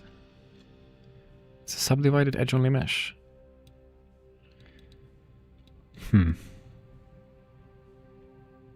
an old one at that, as in like, I think they're both corrupted in the same way. Okay, I guess maybe having it as a bone widget doesn't crash open subdiv, but having it as an actual object does. So I got kind of misled, but it's still the same issue. I just found the same issue in two different ways, which is fine. So that report should still fix what I wanted to fix. So anyways, I was just trying to make a widget for Mikka's eyebrows. Singular. And to do that, I'm going to snap the cursor there, origin to 3D cursor.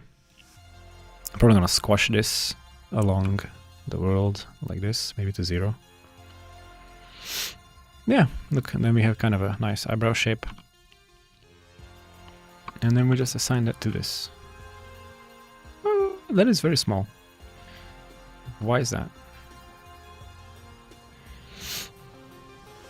Wait, what?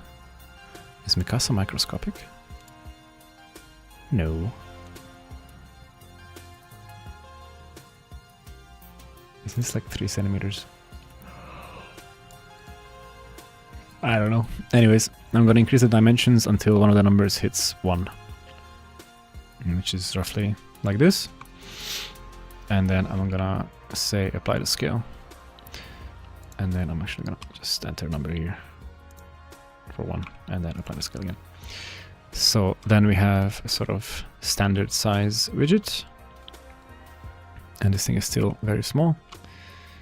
But there we go.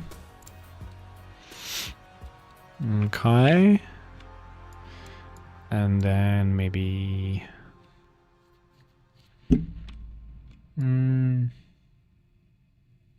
Yep, we just scale it up.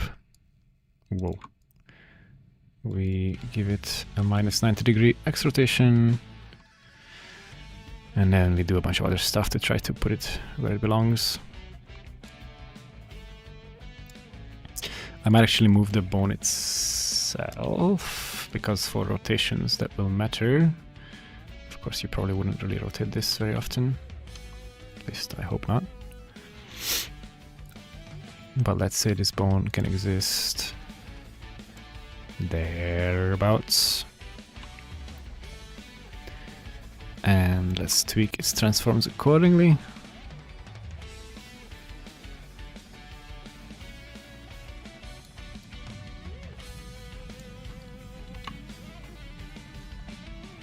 There we go. Oops, it's a little bit inside of the head. So let's bring it more forward. Yeah, I think that's fair. And then symmetrize that. Cool. So this guy should be parented to this guy. And that should have been symmetrized, which it wasn't because symmetry was turned off. So we'll do it on the other side as well. Oh my god, I just did all of that on the generated rig instead of instead of the meta rig. Oh my god. No! Disaster. Okay, this is what we do in this dire situation. We separate this bone. And then we just merge it into the meta rig like a barbarian. Like an absolute barbarian. This is totally fine. Symmetrize this. And then parent this. Regenerate. Why did the bone color not go through? Because it's a custom color set, yeah. Which doesn't get symmetrized, whatever. There you go. The parenting is not working. Why? Because I made this be parented to the head, which is something I want actually for this one now. Because it's one level higher. Come on. Yes, and then for all these eyebrow bones, instead of parenting them to the head, I want them to be parented to the eyebrow master. So that's 1, 2, 3, and then symmetrize everything in this area. And then regenerate. There we go. So now I have this eyebrow master control, which is like not that useful. But whatever, I guess it's good to have if for whatever reason you want to move the whole thing. You will probably use this for very small adjustments, or just like to get into a good initial shape. And I think we will set up an action, maybe now, maybe later, for moving this inwards, because of course that is now going to create this big freaking hole in her head, which is terrible. So we'll just correct for that with an action that just counter animates itself, basically. But hierarchy-wise, I'm happy with this because it results in these kinds of behaviors like very easily. And yeah, because you see now it's kind of twisting the forehead a lot. That is something that you would be able to avoid if I set up the bones that that stretch here, because those would not be rotating with this. But I think it's fine. I mean, I think you would primarily not be rotating this guy, but instead like moving these guys. But if you wanted to do a really quick job, then I guess you can rotate this. Actually, to support that slightly better, what we could do, in theory, is enable preserve volume on all of these guys. That looks arguably ever so slightly better, but I think on principle I will do it, because in theory it should work better. Done. I'm a little bit concerned about this song, although I guess Spotify is always family friendly and censored, but whatever. I guess I'm just a big racist.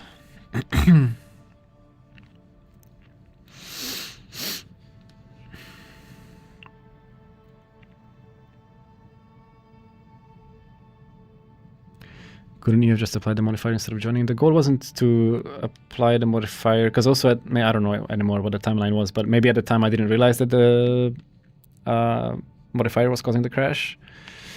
And joining one object into another is like an old school way of mine to just wipe any object information basically from the one that you select first.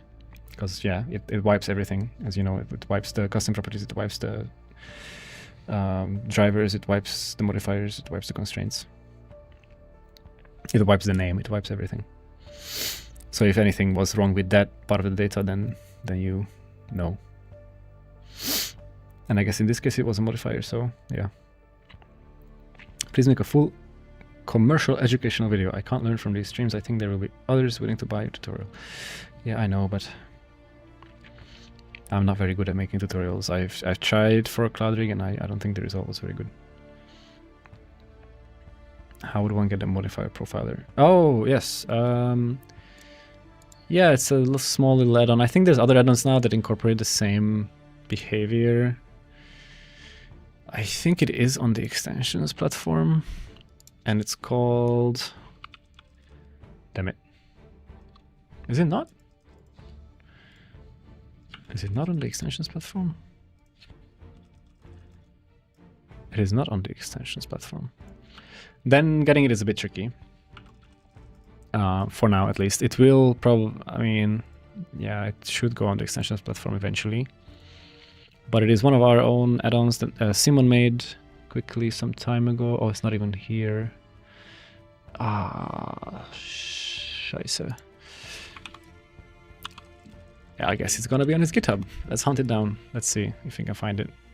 Or GitLab? GitLab. Is it there though? Okay, I mean, you're not gonna love this, but profiling buddy. So yeah, it's here. It's on Simon's random Blender script repository under add-on/profiling buddy. I think he threw it together quickly when the devs added the modifier execution time to the Python API, and we just been using it ever since. It's like a very non-intrusive little piece of UI. So yeah, it's there. But yes, it's not packaged like separate add-on, separate Git repository. It's just Simon's random Blender scripts. But hey, it works. All right, let's see if. Yeah, I think I will do the action for the eyebrows setup that I mentioned a second ago. I'm not gonna do separate bones for the eyebrow hair mesh, or shrink wrap for them, or this thing. This is also the tag that I was trying to show earlier but failed. So yeah, most of this stuff I'm not gonna do, but the action that I mentioned, let's do it. So how do we do it? I need an action editor. I mean, you can create a new action by just insert a keyframe, but for some reason I like to just create the action first. And I'm gonna call this rig Mika eyebrows in, as in inwards. Let me drink some water.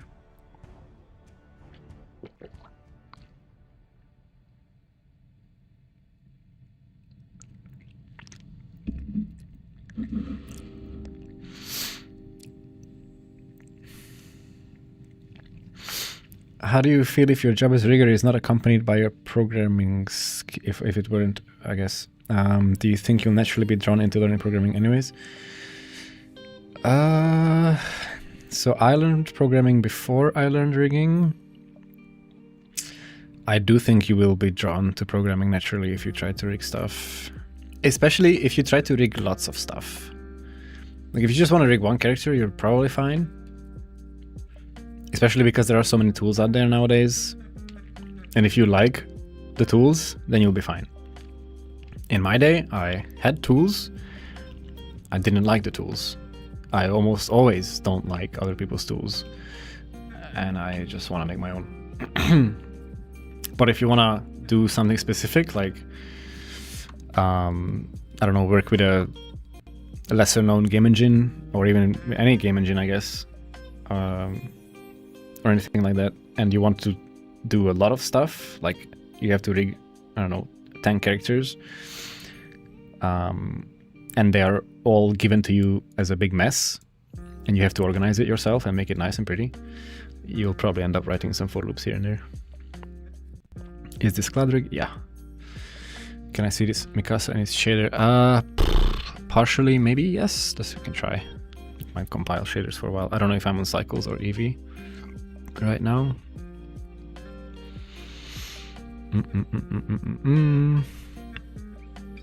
I mean, I'm getting a Cycles vibe from this.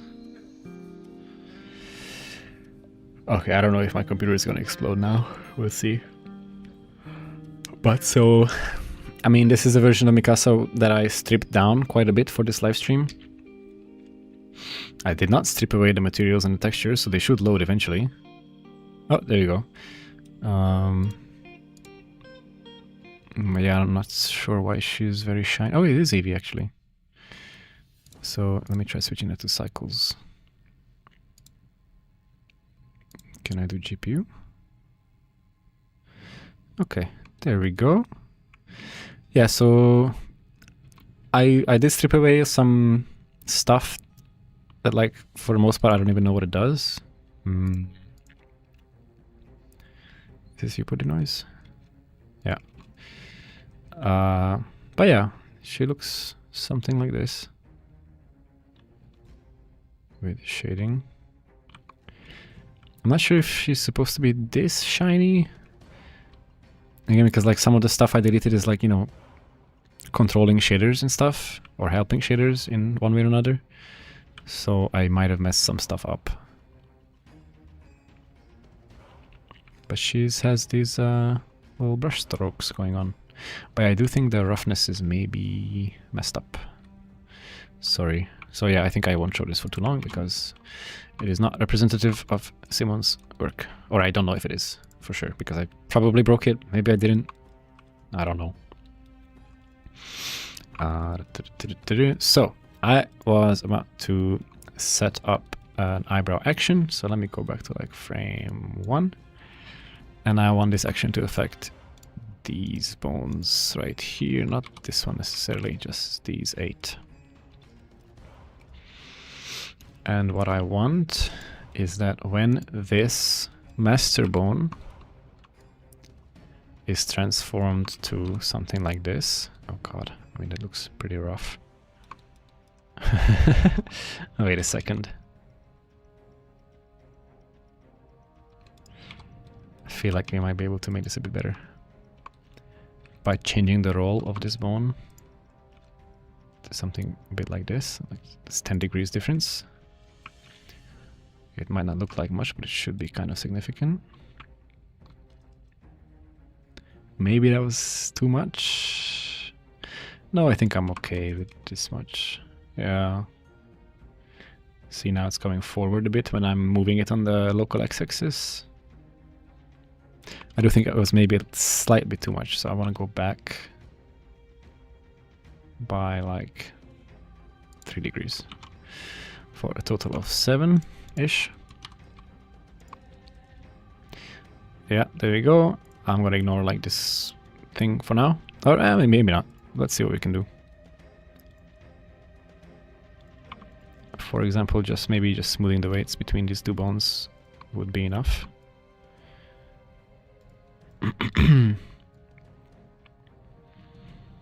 Because I do want these bones to have the ability to move close to each other. That's already much better. And besides that, let's say I'll finish this action on frame 10. I want this guy, most importantly, to come back out to compensate for the madness of moving the master bone inwards. Which is not something you should be doing, especially not this much anyways, but I want to support it. Just to make the rig a little bit beginner friendly, I guess. And maybe this guy also can come back a little bit. And this guy maybe I will not touch after all. Okay. Oh, but this should have been a more precise amount. 0.005? What? 0.005.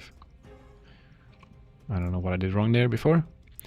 But okay, that was close enough, I guess.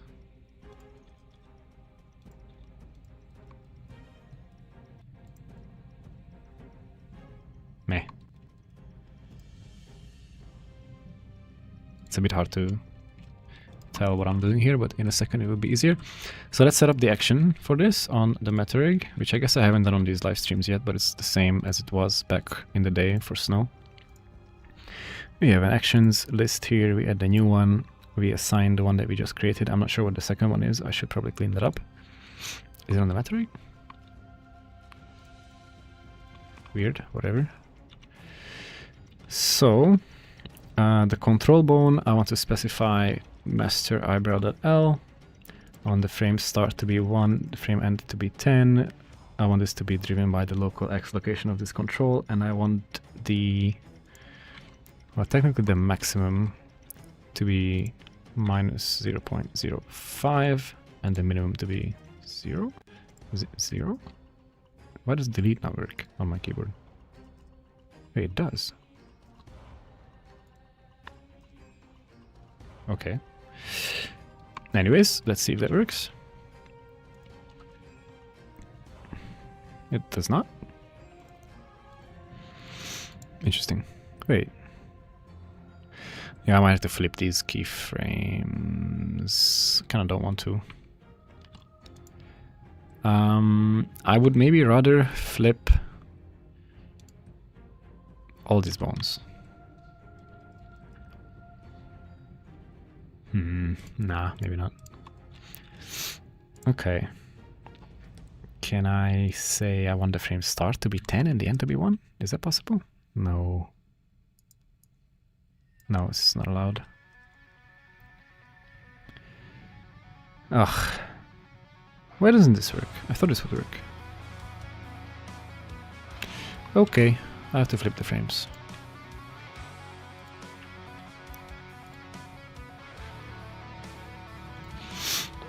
That is fine. And then it still doesn't work. What? Oh, now I'm confused.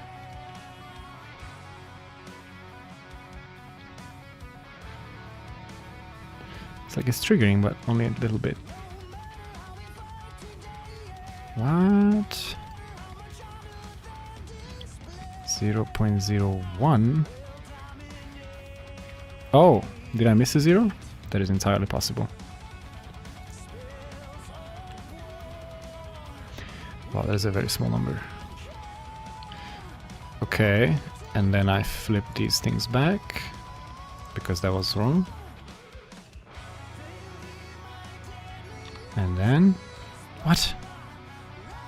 Am I going crazy? No, okay, it's kind of working, but it's pretty bad. Interesting. Why is it coming forward? Oof, linear interpolation on this is a bit rough. But it's probably mostly because it's moving back and forth, which it shouldn't be. I have no idea why it is. Well, I did say I was working blind.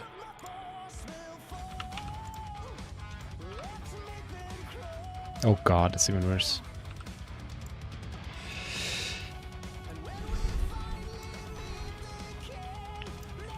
Let me keyframe this as well to gx minus 0.005 585.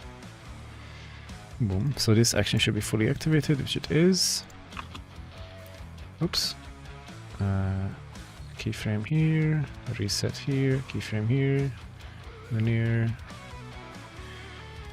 disable constraints. Okay, now we can kind of work on this properly.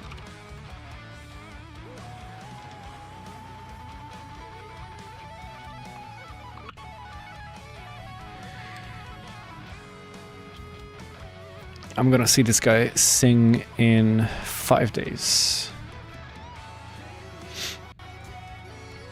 No, wait. No, that's his predecessor, I think. Never mind. Sad.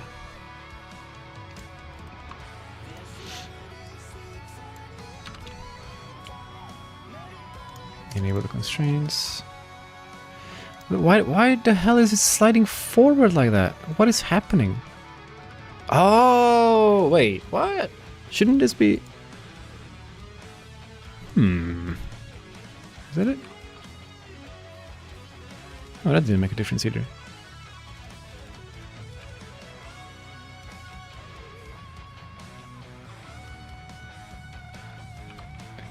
I swear to God.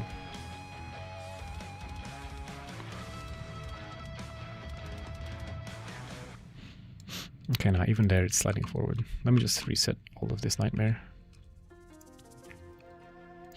We start from scratch, we're going freaking global axis and move it back out. Like that.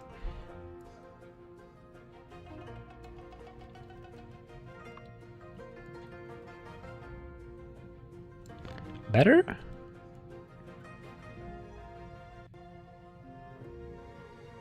Arguably better?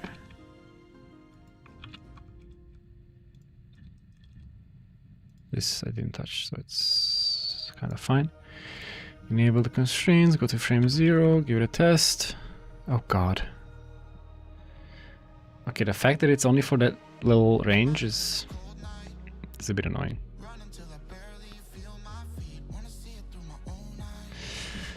I mean, we can support different range. Let's go from 1 through 10.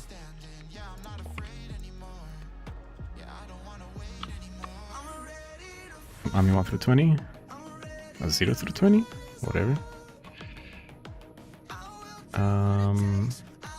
Yeah. So that when this guy is moved outwards by the same amount, which is gx 0.005. Wait, what? X. There we go. Symmetrize that, keyframe that here.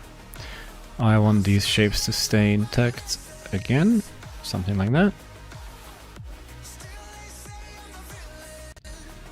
And then we have something silly looking like this. I mean, it's not perfect, it's kind of janky.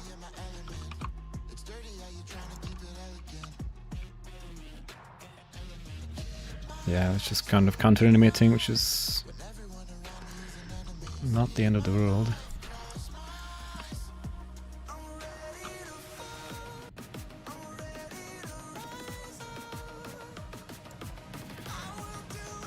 So maybe now.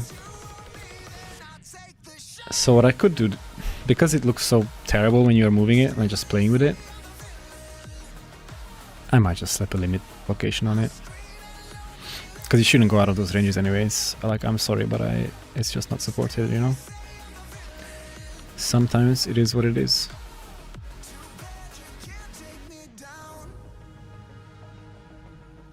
I'm okay with this. Oh, but I don't want to constrain it on the Y and the Z necessarily. Although on Y, I mean, you shouldn't. But I will not limit it for no reason. Even this is kind of a bad reason to limit it, I'm not gonna lie. I must admit. But I think to keep the rig kind of beginner friendly, I'm gonna keep this limit location here. Okay, so that's the action done. It took a bit. I'm going a bit slow.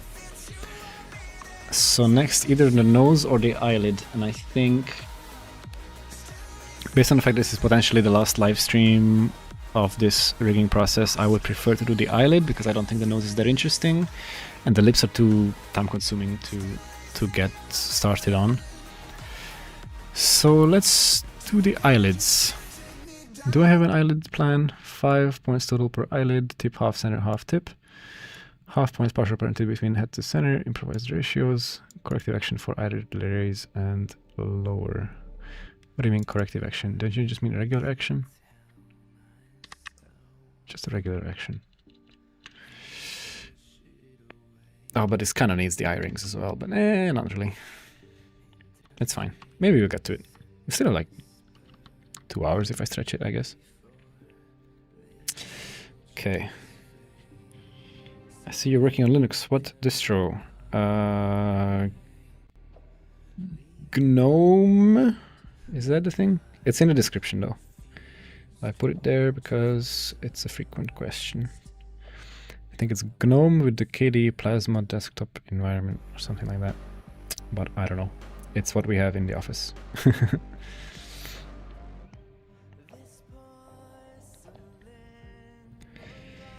Your keyframing movements in the rig? Yeah. Yeah, of course.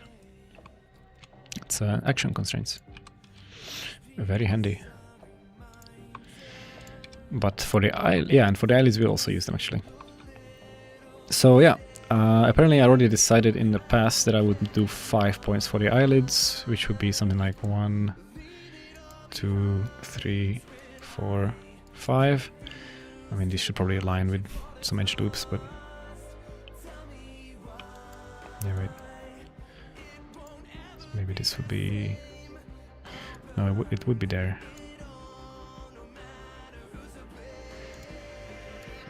This is kind of awkward because I'm really tempted now to then put the in-between eyelid bones there, which is, I mean, I don't think it's the end of the world.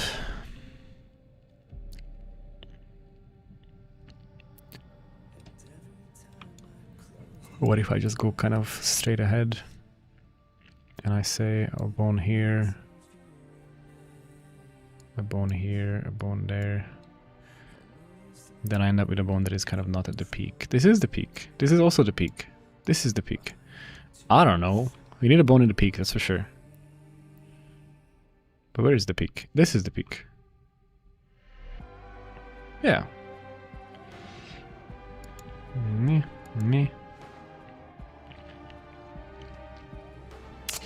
It's gonna have to be in the middle. That's okay. That doesn't matter that much. It's gonna be fine. So let's start adding some eyelid bones. Boop. Boop. It's a shame bones start out so massive.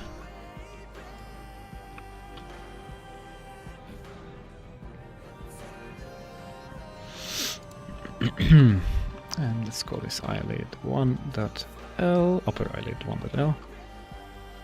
Eyelid upper 1.L? Maybe. Yeah.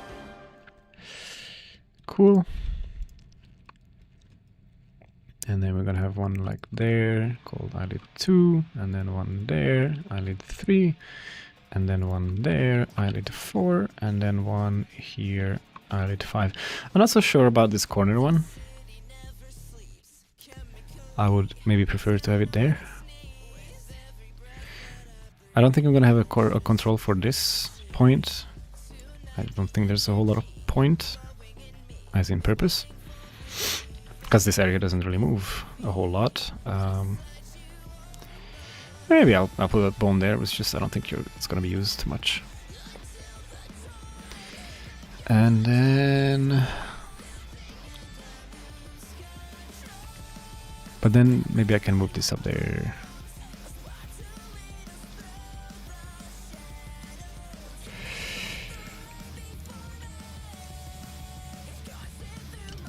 It's a bit awkward to distribute 5 bones here. Maybe I should just try 4. But 4 is even more awkward, because then I have 2 bones at the peak, and that usually is annoying. I'll keep this. This is fine. Let's do the lower ones already as well. So I'll call this eyelid lower 1.L, and we'll put it there. And then where else are we gonna have them? Let's say there, and then there, and then there, and then there. Would that make sense? It's not perfect because like here there's 2 edge loops in between them, and here there's only 1. But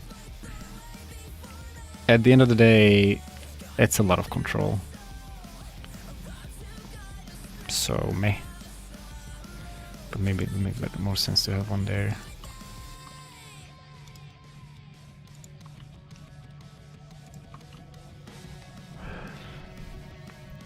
We could have one less lower eyelid controls than upper. That would not be the end of the world. Except I am kind of gonna have to go through the names now. And increase them by 1.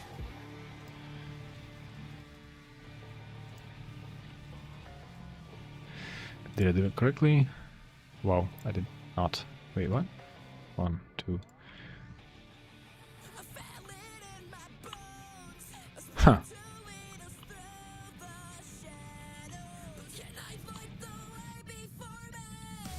Something is wrong with my my bones name selector pie menu. Or is it? Ah, because it works with pose bones, and the pose bones didn't exist yet. That's kind of funny.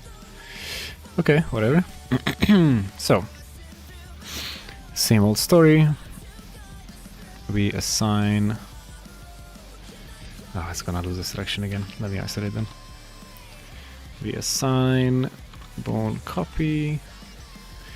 We enable create deform. We copy that component to the rest of them. We assign a cube shape. That's about it. And then the parenting. So we're gonna have a sort of master-ish control for CTR eyelid upper, and then one for the lower. And sometimes I forget to put the .l at the end only. Cool.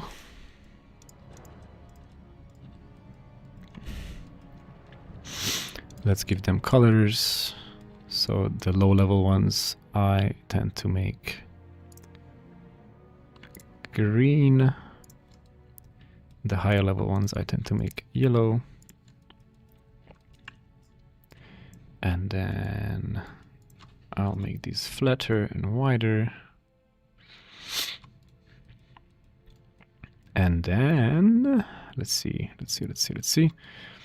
I want to parent both of these guys to the head, but not only with regular parenting, but make them actually parented to the form bendy bone, like so. And then I want to parent the center ones directly to these master controls. And the side ones is where we use the armature constraints again. So for example, I want this guy to be parented halfway between this control and the head for now. And then we'll see where we go from there. I want this bone to have the same constraint. And I want this bone to have the same constraint, but with, let's say, 33% to the eyelids and 66 to the head. That's probably still way too much. Let me just try like 0.2, 0.8 ratio. And then maybe an even more extreme ratio for the inner one, like 0.1 to 0.9. And then the same thing for the bottom, except instead of the upper eyelid, I would have the lower eyelid as the control. Wait. Okay, I'm not sure how well this will work. We'll tweak the numbers afterwards. Wait, what? Oh, right. This doesn't need one. This one, I want to copy this.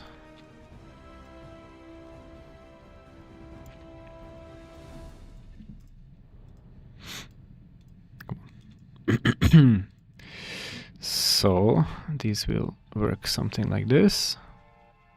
So the idea here would be that just moving this guy down with just the parenting will almost give me a correct blink.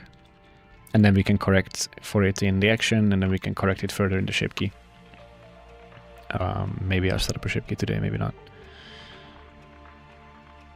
Honestly, if we can get the action nice and the weight painting nice, then the shape key might not even be necessary. It usually isn't, actually.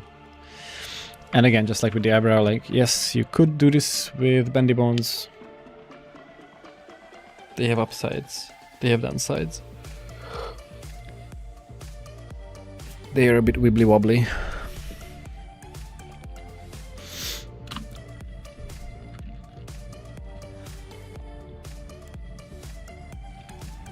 Okay, so I think we want to tweak the ratios of this guy.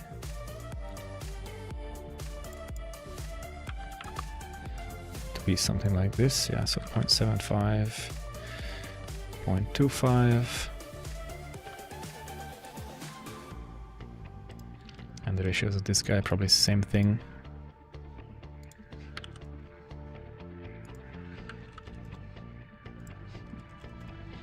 Yeah. And the nice thing with this setup is you will also be able to rotate the eyelid. And it will do something. And if you're lucky, it might just do something useful. But it does currently feel like the influence on the outermost ones is a bit awkward, because for the translation it seems kind of correct. But for the rotation, it seems a bit extreme.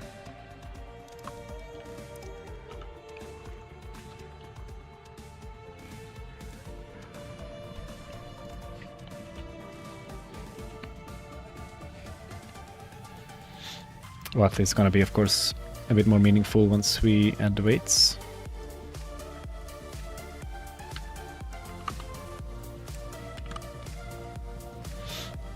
And see how the eyelid actually deforms.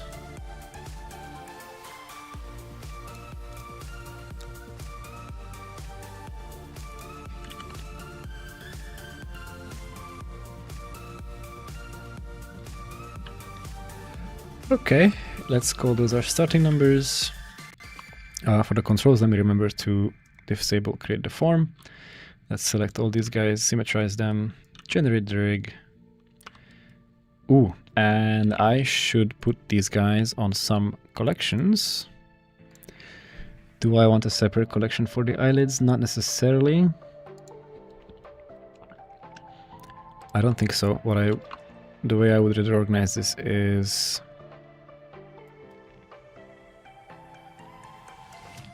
I'm gonna have a face main collection, which I already have. Whoops. What is using this collection already?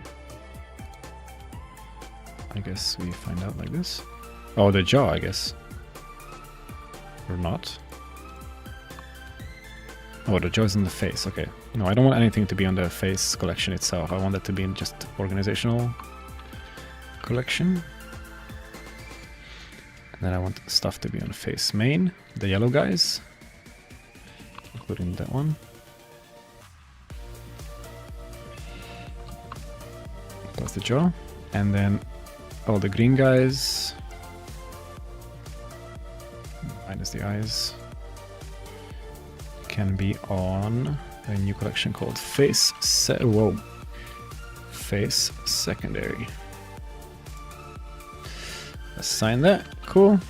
The eyes, I'll put on face main in the meta rig as well, whatever, doesn't really matter. And then generate that. So now we can actually hide stuff that we don't care about that much. Can we? Why are these guys not being hidden? Because they're also assigned to FK controls. Bad.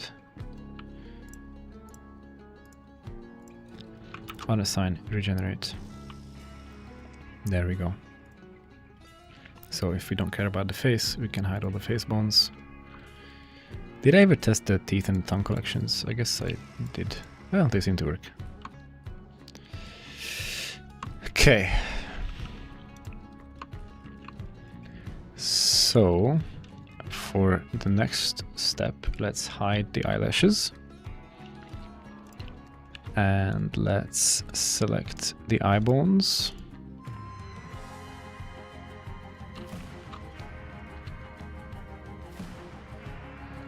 And let's select some of the eye mesh, maybe not too much.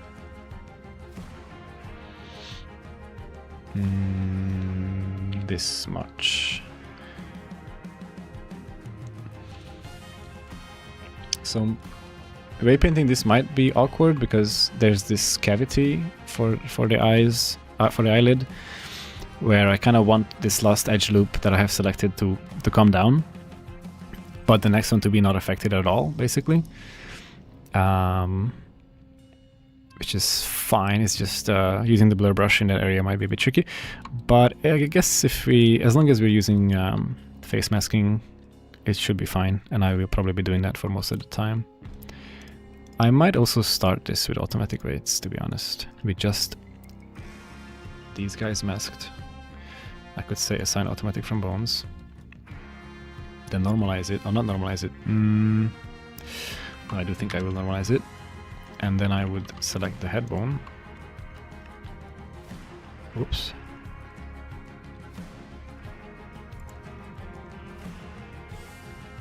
Excuse me. And then subtract some weights kind of gently.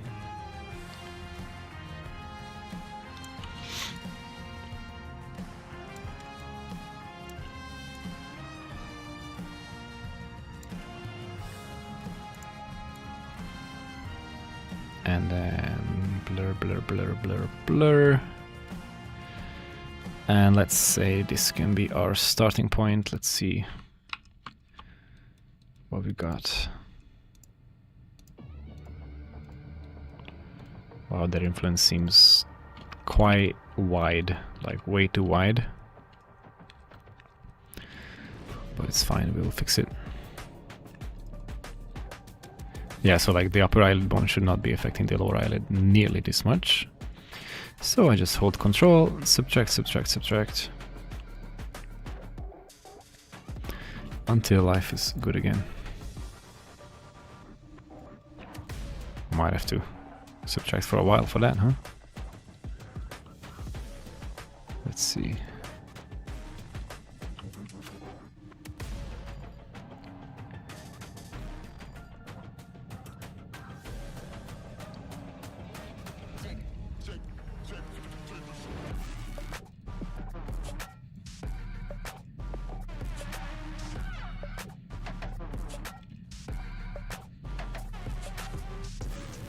Why are there random influences being thrown there in the back? That's kind of weird.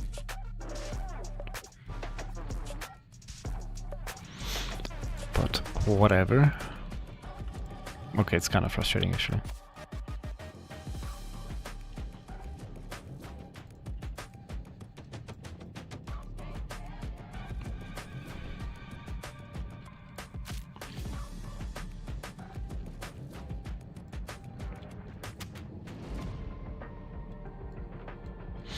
And so, by the way, since I'm not gonna have time for the lips today, and this might be the last live stream of this process, and this rig might never get finished. The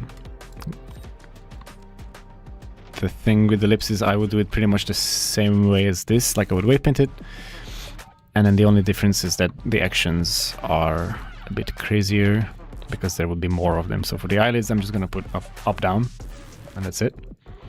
And for the lip corners, you know, you need wide lips, you need smiling lips, you need a combination of the two. And I would have actions set up for all of those. I would keep adjusting the weights until they're perfect for all of the poses, and then I would maybe even do shape keys at the end to smooth the mesh, or maybe, I mean, realistically, I would just slap corrective smooth on it. Which you might do here as well, but I'll try to avoid it if I can.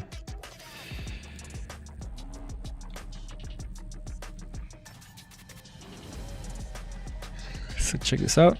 It is now technically capable of closing somewhat okay.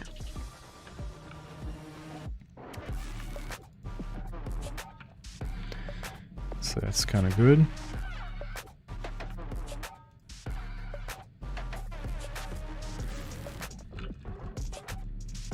Well, that was the lower eyelid. Now let's still clean up the top one.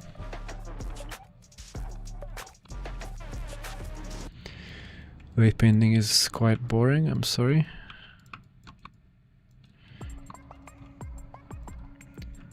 But it is what it is, and I don't think it has to be as hard as sometimes people say it is. Without add-ons, yes. But since I developed Easy Weight, I've been pretty satisfied with the annoyance level of weight painting. It's like not that bad. It's like not worse than any other process in Blender, like UV unwrapping or other frustrating things, mundane tasks. But it is mundane. No way around that.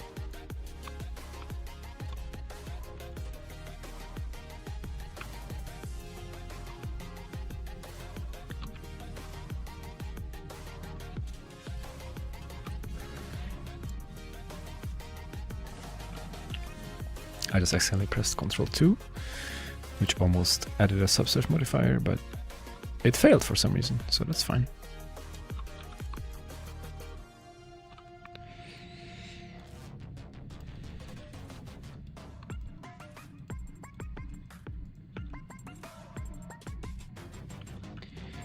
Well, I do wonder now if these eyelid bones should be at the edge, because it really feels like they should be. Because just rotating them from there would be pretty easy. So I think I'm gonna go for that, to be honest. So just Shift T to pop onto the meta rig, go into edit mode, and then just shift these guys like here. And whoops, there.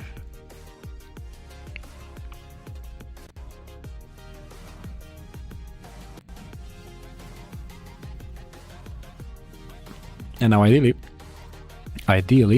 we also want to align these bones with the surface that they're deforming, which I will do right now. And I also want their X rotation to be exactly what they are.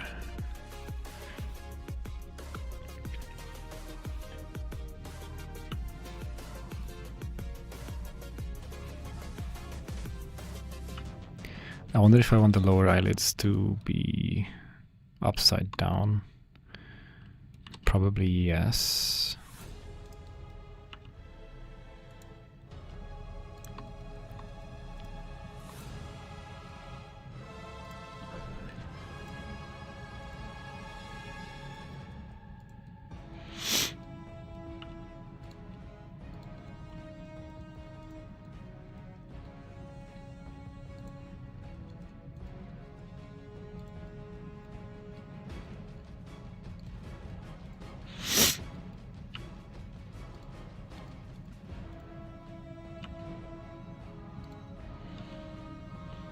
Okay, is this an improvement?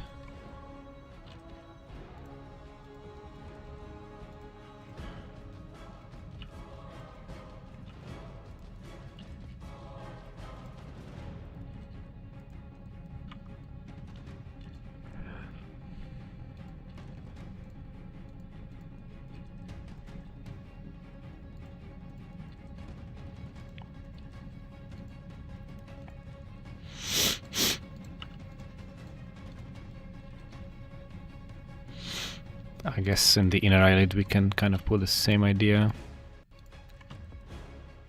I'll just put them here. I don't know if I did it up for production. I feel like I should have. And I also feel like I did not.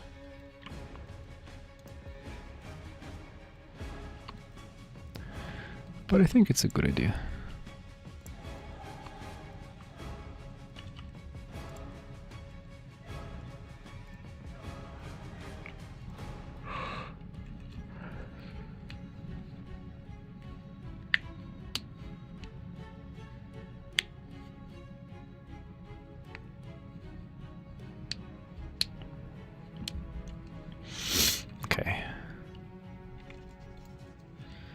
Oof, is that what I want though?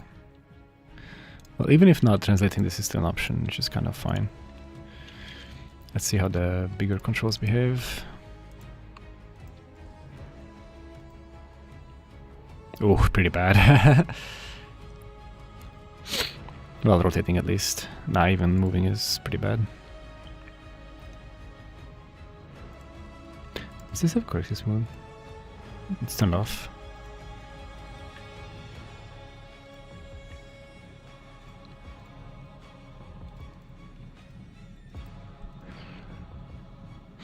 Wait, what is this weight painting? How did I not fix this a minute ago when I was going over all the weights? What the heck?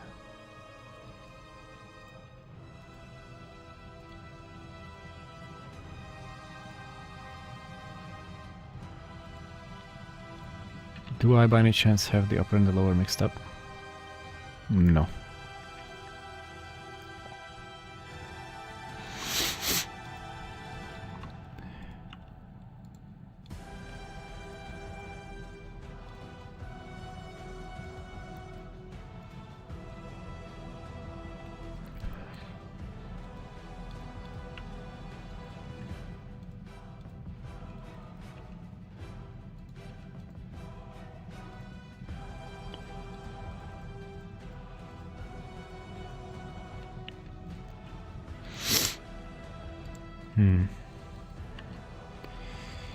I mean, this is not terrible. It looks like a closed eye, right? It's not perfect, of course.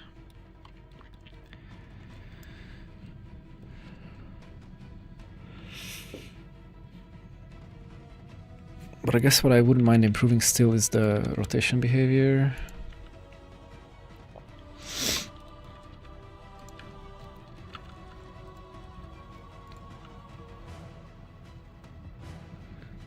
I think it's quite fine other than like the outer edges. I think these guys cannot have like any ownership to the upper eyelid or any parenting to the upper eyelid.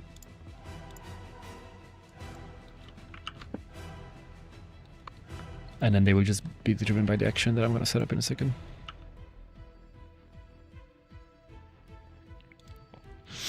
Let's do it. Rig Mika eyelid upper. Up down. Maybe I want separate actions for the up and the down, so I'll just do dash blink. That's a lot of actions though, maybe not. Yeah, I'll just do up down. I might even only implement down today. Currently learning rigging and you are truly an inspiration. Well, thanks, I guess.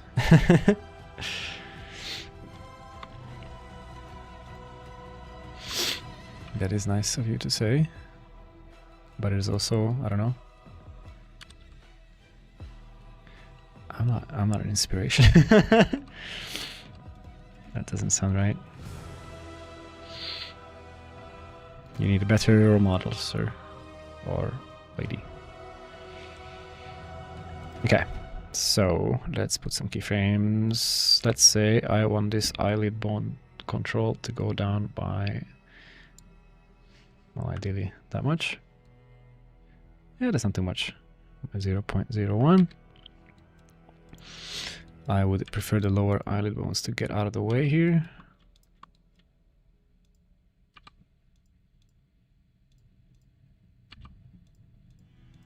And the deform bones to also get out of the way, and all this other stuff to get out of the way. Okay. So.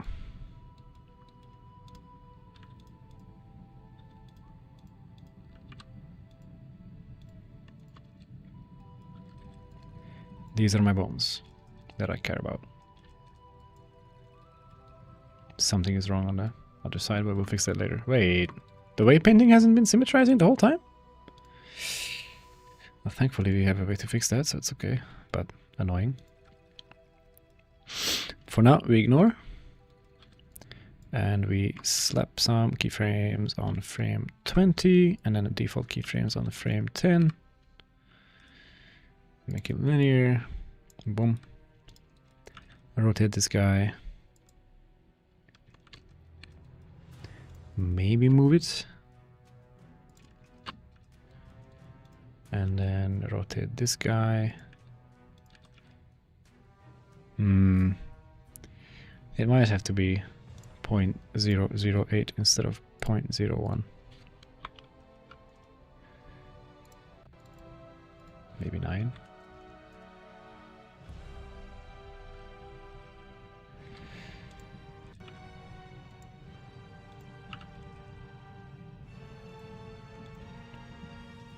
Okay, something like that, let's say.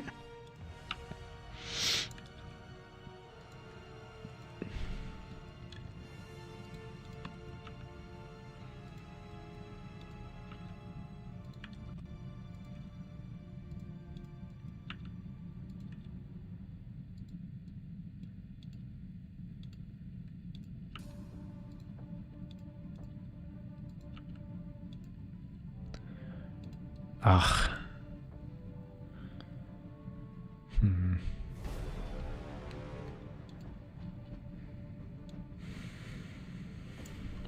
It doesn't have to be perfect. Close enough. Let's select all these guys again. Keyframe.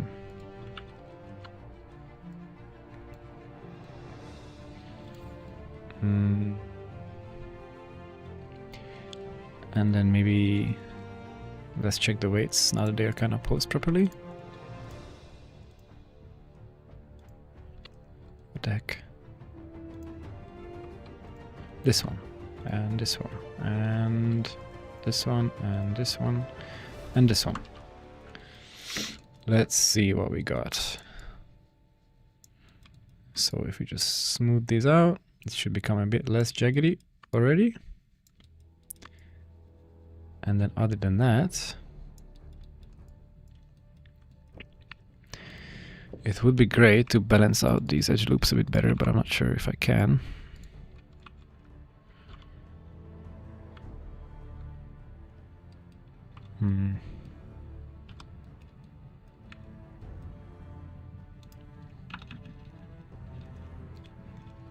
Maybe with a selection like this.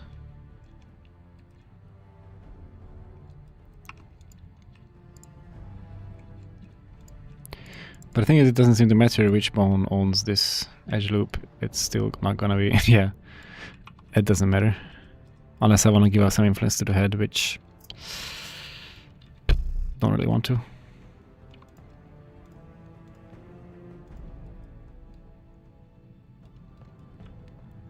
This is fine.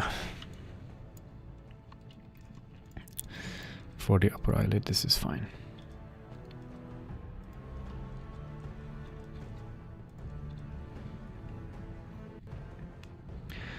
Why are you rigging Mikassa again? I just wanted to do it on a live stream while there was kind of some downtime, and yeah, I kind of missed live streaming actually, because last time I did it was like 2 years ago with snow, and I actually kind of enjoy it. It's very meditative and productive. Yeah, and it's also kind of, I guess, a way for me to test my tools, because there is not much to rig right now. I mean, there's a lot of side projects going on, and I did rig a car recently, and then I rigged Publico's cowboy character on the live stream. Since that first live stream where I rigged that cowboy character, I had to rig it again. But still, it's not enough.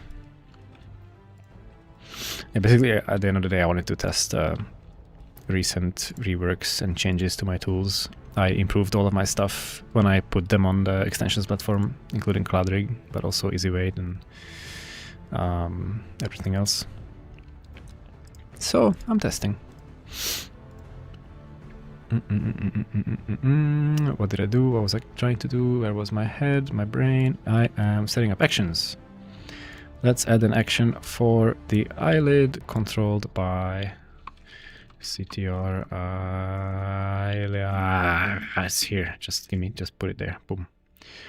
From frame 0 to 20. Yep. With the transforms being, come on, 9009 is kind of the max, and then the min is the positive version of that. That doesn't work. Okay. There we go. And let's generate with that. I don't think it's working. It is not. What is it this time?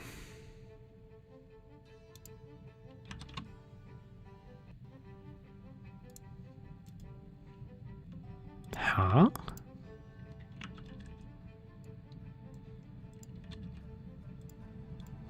I don't get it. I have it on X location, my bad. This needs to be Y location. And also, while I'm at it, let me also put some limit locations on these guys. Although, wait, do I want that actually? Because they are kind of freeform, which is kind of the point. So never mind, no limit location, never mind. Okay, so now the action is working, and we have a nice blink.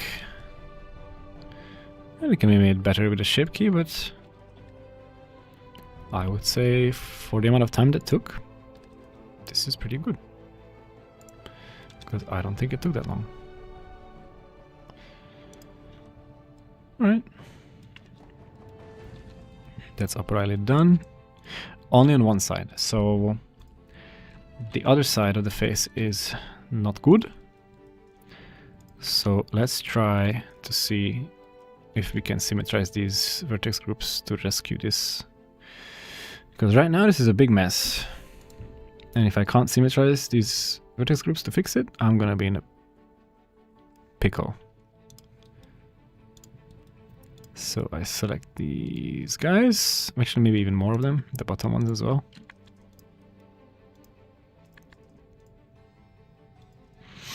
And maybe also the head. So all of that is selected. Symmetrize selected bones groups. That looks almost good. Except for this one, this looks like a disaster. Now it's good. Okay, not sure what happened there. Why is this being weird? Selected bones left to right. Why is there a little annoying island over here?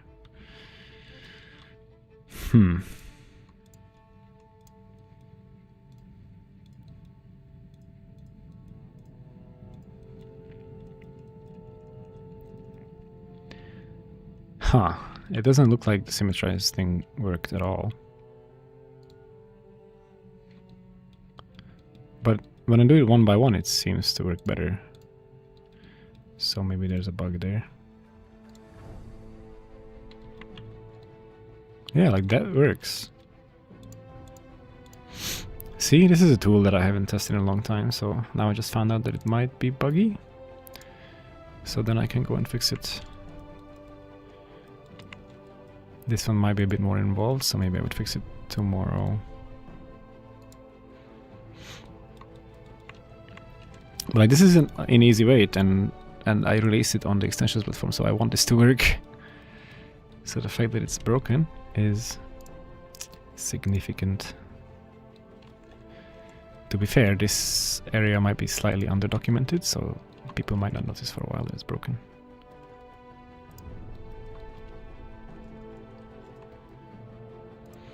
Yeah, doing it one by one seems to work, but doing multiple bones at the same time seems to not work.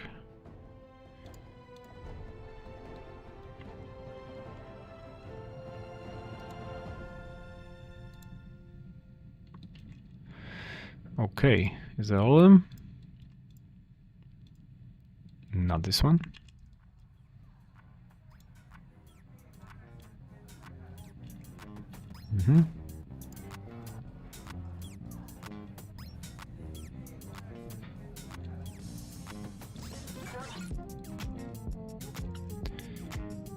Okay, let's check the eyebrows as well, just in case. But it looks good. And let's try the head one more time, now that the rest of it is good. This is still not good. Damn. That kind of sucks.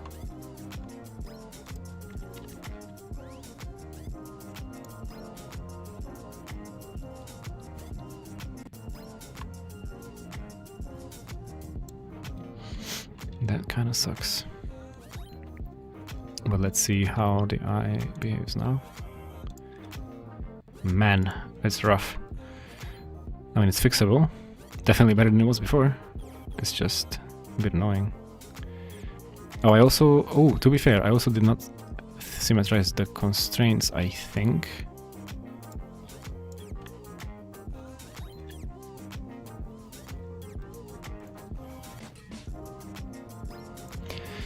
But yeah, I don't really recall Mikassa's face being deliberately asymmetrical. I think it's supposed to be symmetrical. So the fact that like symmetry weight painting is not working is not helpful. But oh well, we have the tools to kind of fix it. So you know what? Whatever, man. Blender can't stop us from achieving our dreams of nice eyebrow deformations.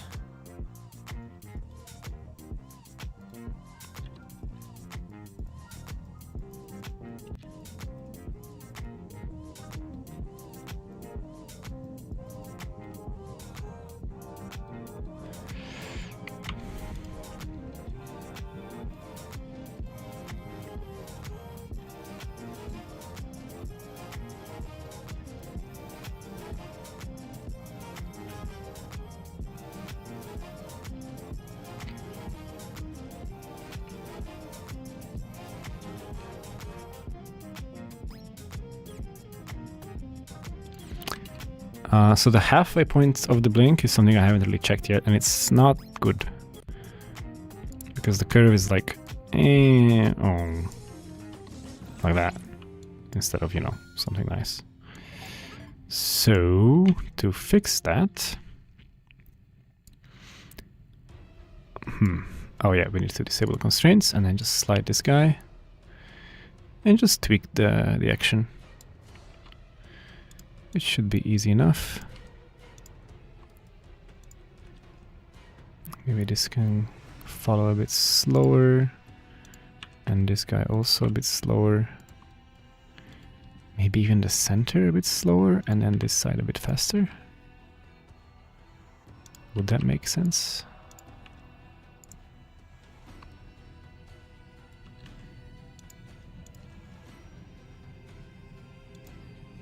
Is this better than before?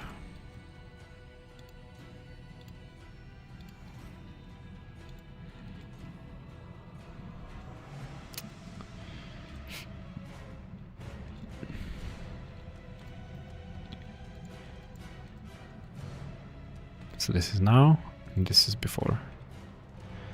I would say that's better. So now if we enable the constraints, and then we go back to frame 10, and then we play with the control again. Yeah, I would say that's better. Yeah, the fully closed position is still a bit janky, which I was planning to fix with shape keys, but isn't it possible to do it without shape keys?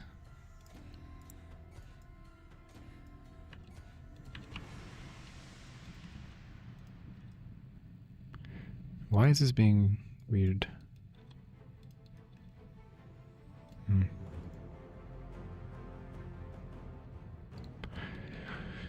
Whatever.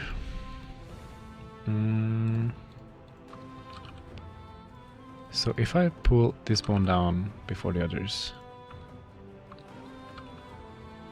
then I can maybe avoid this weird zigzag thing going on. Okay, let me try it.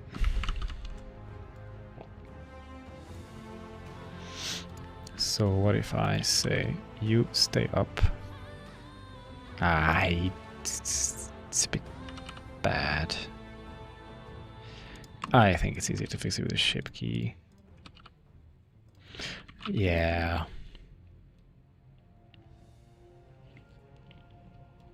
Let's try sort of the easy way of that solution. So let's say I go all the way here. Disable constraints. Okay. And then do I use post shape keys for maybe not for now? Let's keep life a bit simple. I wonder, so I have some tech that maybe generates a driver for me automatically. And that's again something I haven't tested in a long time, so it would be nice to try it out. I also want to move this widget to Mikassa rig widgets. The name of this action is what I need. Rig Mikassa edit upper up down. Just like that. I think I should use both shape keys because it helps with stuff like this. So I'm just gonna call this blink. I'll specify the action. No wait, this is not. Make a separate action, not on the body, but on the rig. Not on the meta rig, but the actual rig. Called rig Mikassa pose shape keys. This can have a fake user because it won't always be assigned. Then I'll regenerate the rig to re-enable the action setups again. And let's say on frame 1 this should be the base pose, and on frame 10 close your eyes by going on local y-axis 0.09 negative, whoops, 09. Yep, keyframe, frame 20, go back up, boom. Okay. So that is the action that I want to specify to pose shape keys. And then I want frame 10, set the pose, it is the pose. Save the pose mesh. which looks like this. And now on this mesh, we can sculpt. We don't want the overlays. And we only want to affect the top eyelid. Like this. Let me select both, I guess.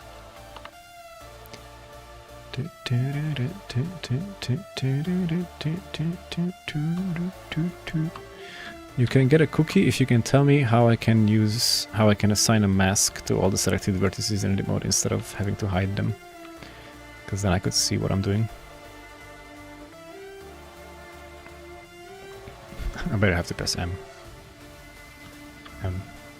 That's the mask brush.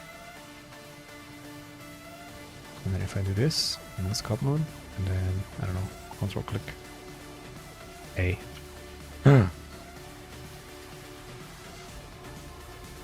And then what?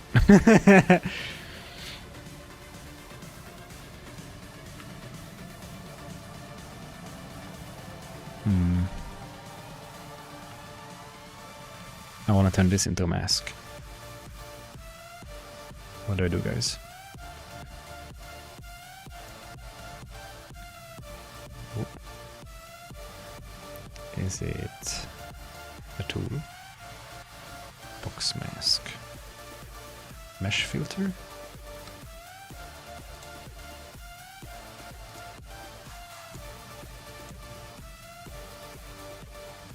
Damn, no idea. Turn selection into face set.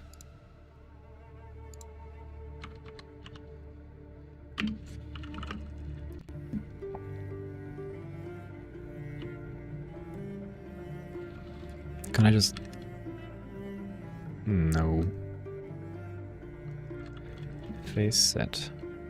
Why is it coming up with all kinds of other stuff? Faces by side. What? Bro, it's impossible to find operators to do with face sets. That's awful. Because it finds everything that has face or set in it.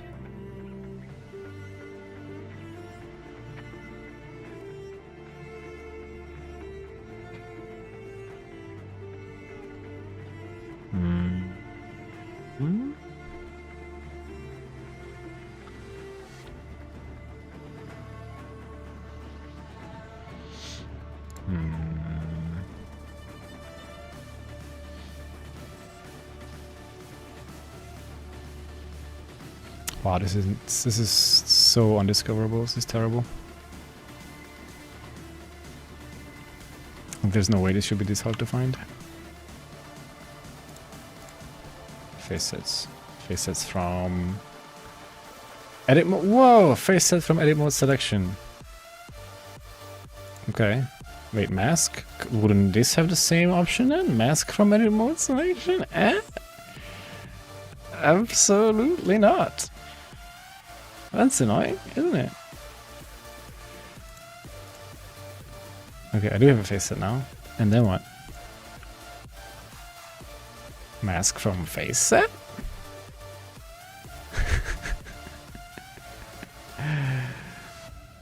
Bruh.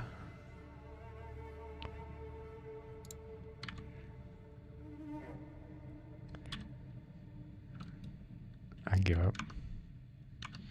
We just sculpt, bro. Just sculpt. You just need the auto masking face sets. Interesting. I guess that could work.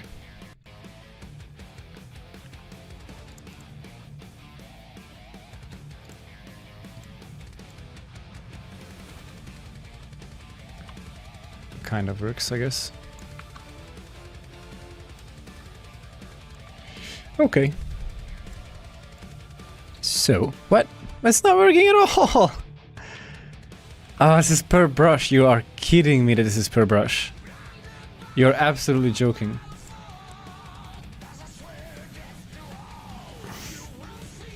Jesus fucking Christ. Oh my lord. What?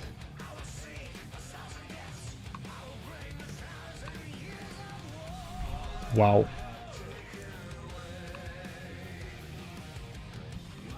That's mad.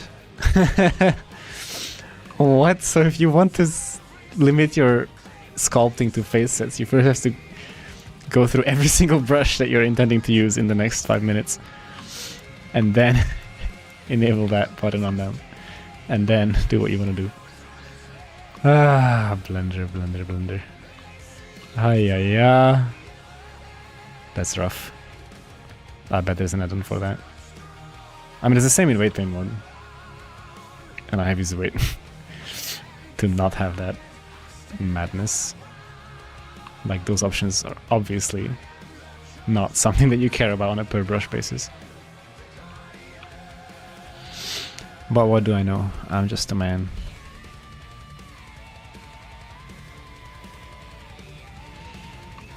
Okay, we made these eyelids a bit better. Select faces, hide the others. A invert. That's not gonna work. I don't know what you mean. A is this. Invert does this. Select the faces, hide the others.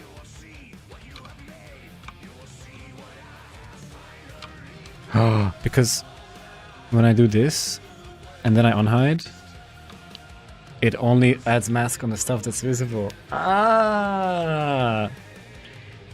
Yeah, that's better. So that's actually what you would use. But then you would just never use this. Because it's annoying. Because it's per brush. Man. I don't know anything about sculpting. Whatever. Thanks. Seth. Good find. We are learning sculpting together.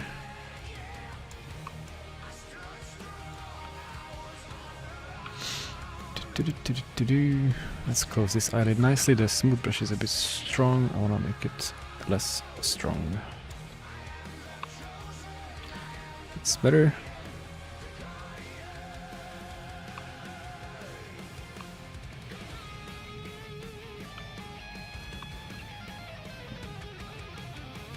Okay.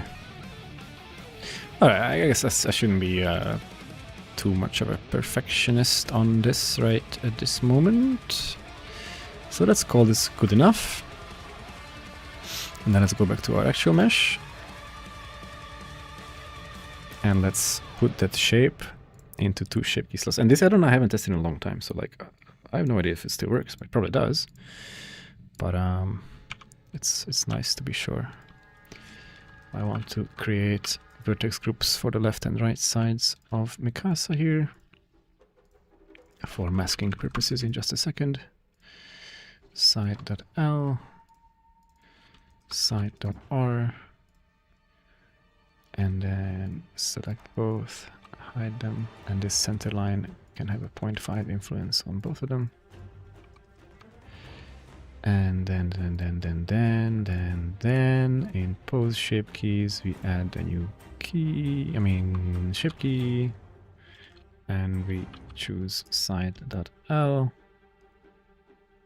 and it should be named bling.l. And then if we add another one called bling.r, side automatically gets set. Cool. Ooh, we could try this new button. Oh, it doesn't work well with symmetry. It's not smart enough. But almost. Dude, if this supported symmetry, this would be so good. Oh, but no, it's finding X, Y, and Z. It should only be finding Y.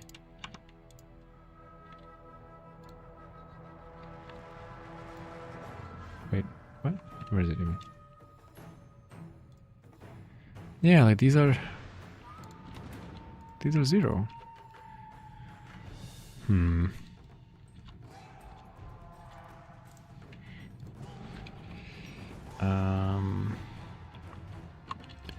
Shape keys. I will have to move this to a different text file. If the automatic driver setup was sensitive to symmetry, it would be a lot more visible. For example, if shape name ends in .l, only detect bones with .l. And for some reason, it's picking up location axes that are 0.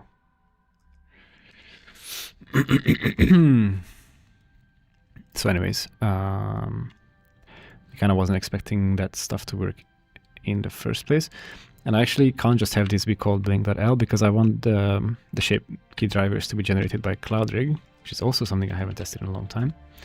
So I want this to be the name, and then we regenerate the rig, and then we see if it happened. I don't think it happened. That's annoying.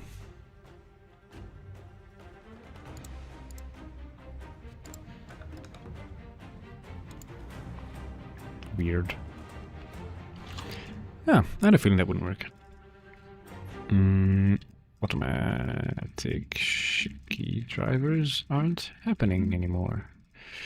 But the good news is it's kind of easy to copy them because any bone that is affected by the action will have this driver, and that's pretty much what I want to copy there, I think.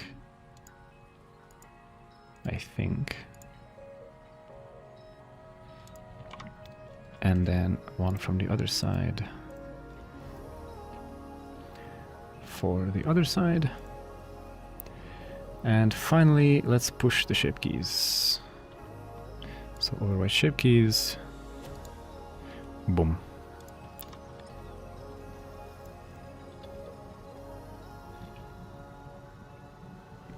Fantastic. Something I forgot about is now the eyelashes might be a bit tricky to keep in sync, but we will try.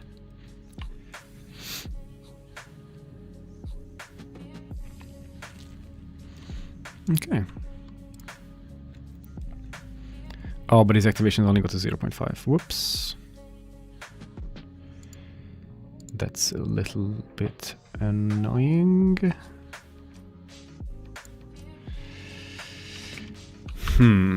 Well then, minus 0.5 times 2. And the same thing over here. Minus 0.5 times 2. Okie dokie. So that works. Let's try to transfer the weights of the eyelids to the eyelashes. Let's see how it works. Probably not gonna work super well. It's gonna need a significant amount of cleanup.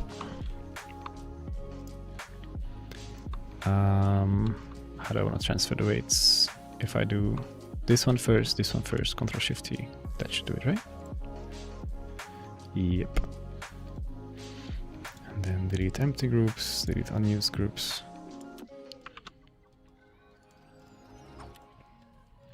Yeah, I'm pretty sure the head should have basically no influence on this anymore. So the fact that there is such a big group remaining there is very concerning.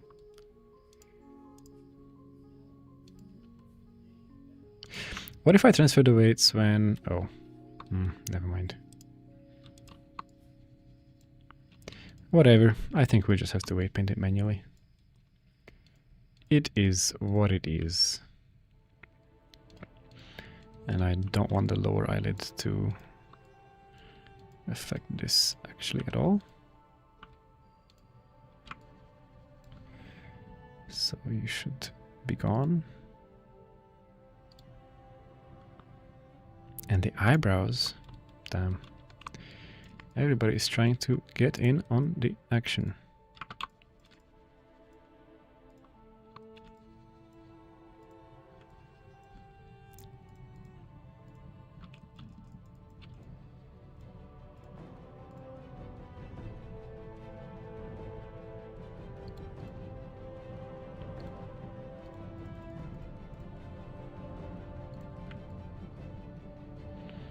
Okay, the other side I might just ignore for now, because we'll just mirror stuff over again, like before.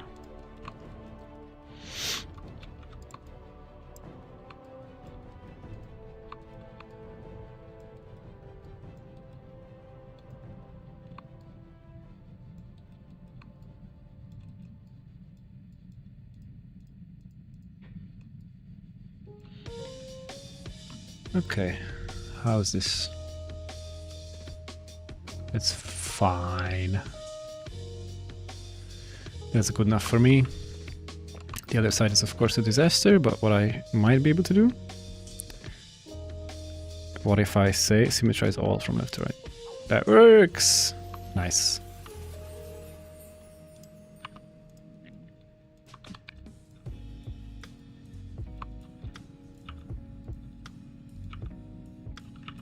Cool.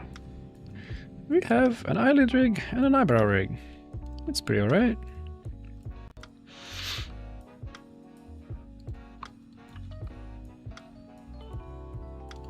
Well, I kind of forgot about the lower eyelid, I guess, but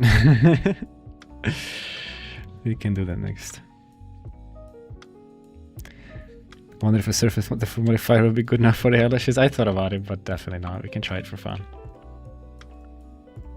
Oh, what chill music.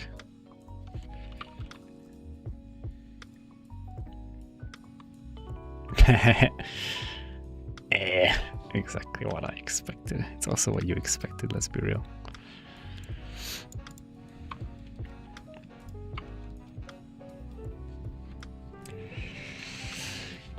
Okay, so that's the upper eyelid.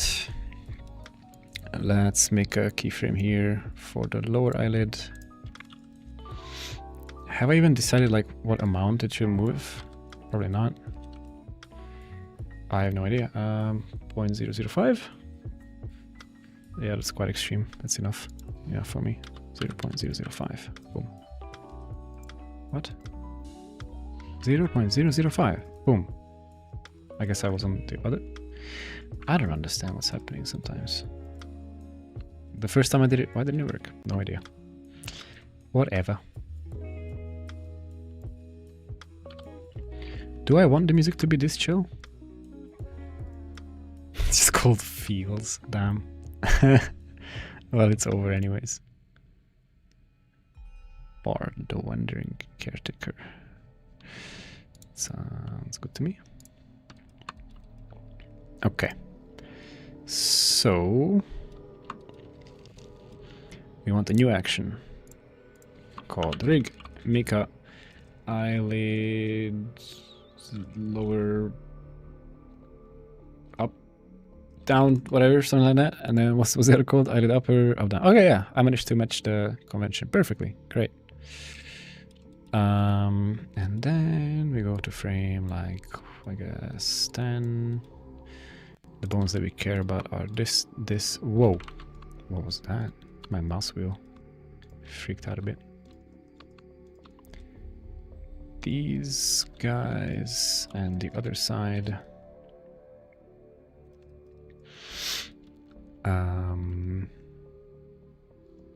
Actually, let me keyframe frame 20 first, then frame 10. We reset. So that's our action. And then we rotate this a little bit, move this down a little bit, rotate this guy a little bit, do stuff.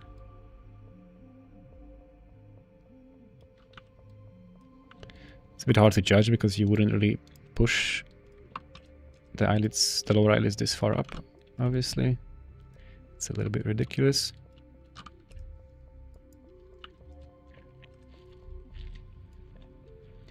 And I also didn't check pushing the upper eyelids up, so that is still to be done, I guess.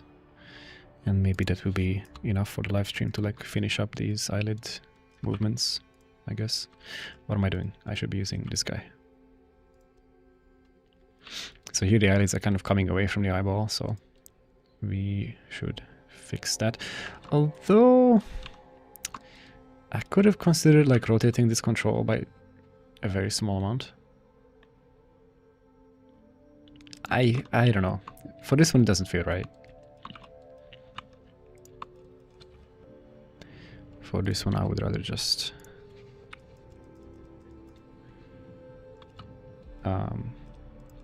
pose the bones back onto the eyeball. Like this. And like this. Whoa. And like this. And this is the sort of third eyelid mesh thing. which we can just weight paint at some point to like the eyelid bones as well. Yeah, that's probably gonna be good enough. This looks pretty rough currently.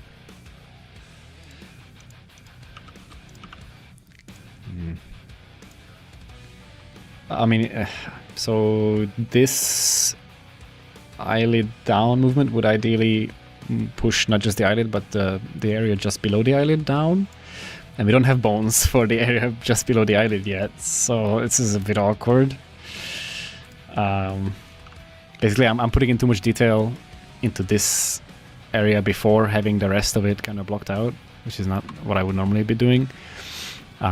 It's just because there's a solid chance that this is the last live stream. I wanted to show some detail workflow, which I did, but I'm not gonna lie, I don't have a good way that I can think of right now to make this good without having any bones here, which I could add. I just, it's kind of a sidetrack, I feel like. Let me think about it.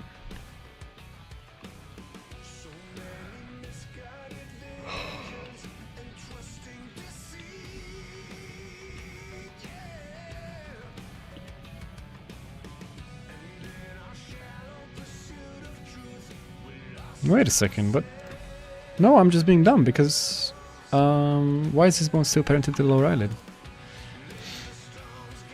Damn.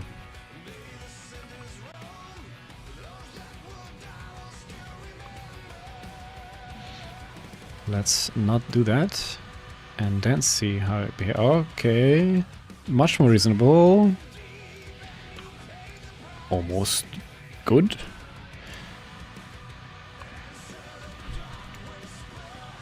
Yeah, so scaling this is actually kind of not that much cheating, you could say. I'm also a little bit curious how this looks subsurface, because this is obviously bad. There's like a big ridge here, but I wouldn't be surprised if with subsurface it actually looks kind of okay. I mean, it's a bit sharp, but like, maybe it's a choice.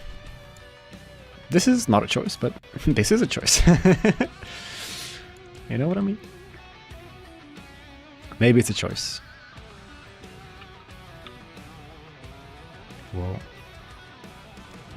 Oh, if we rotate it, then I think it's even more of a choice.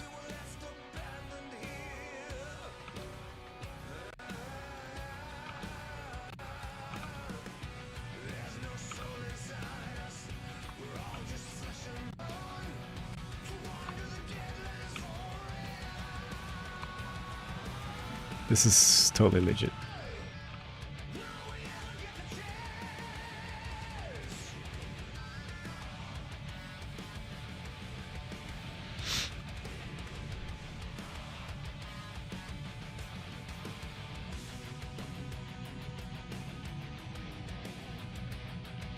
It looks a little bit weird, but again, it's kind of hard to figure this out without having bones below it.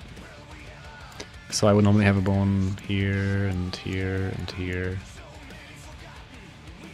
and maybe here or whatever to help with this. But I don't want to spend time on that right now. So we're just gonna pretend that this is okay. And tell you what, we might move this bone, because either move it or remove weights from it, because this is bad. I think remove weights from it.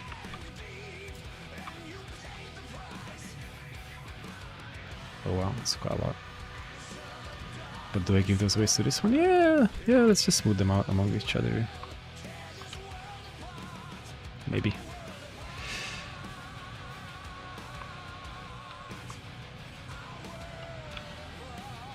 Now check this out, because we just changed the weight painting here, our shape key that we set up for the blink is kind of messed up now, right? Let's see. Set pose. Yeah, it is messed up, because this is not how I sculpted it. I sculpted it to be very smooth. So, in theory, we just say overwrite shape keys, ignore the warning, boom, fixed. Sick. Fantastic. But now where was I? I was here. That is not where I was. I was inside. I lower up down. I was here. This still looks a bit like this inner eyelid moving so much is a bit yeah. I think I would prefer to give a little bit of the weights there to the head.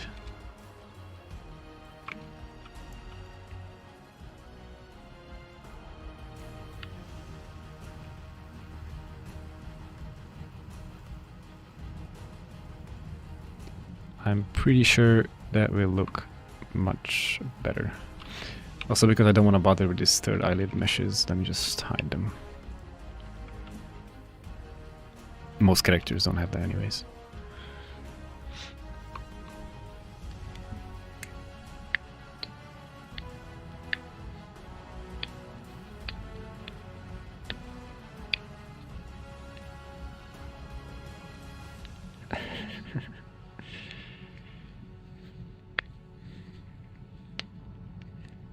I love the idea of ringing with the timeline. It's so good that it makes me mad that I haven't known about it before. Yeah, man, not just in CloudRig. Rigify also has the same action setup system. I mean, you can also set up action constraints manually yourself. But who has time for that, you know?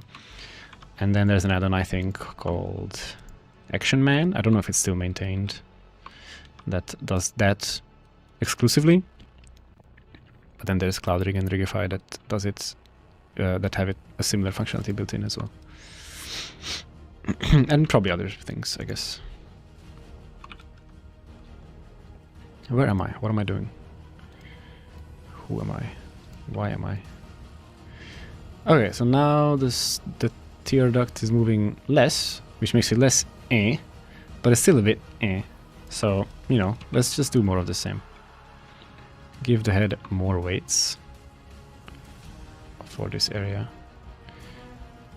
because this doesn't feel like it should be moving that much to me. I mean, I could look at reference and all that to see how this actually behaves in the real world or whatever, but we are again a little bit tight on time, to be honest. But does it still look bad? Stop looking bad.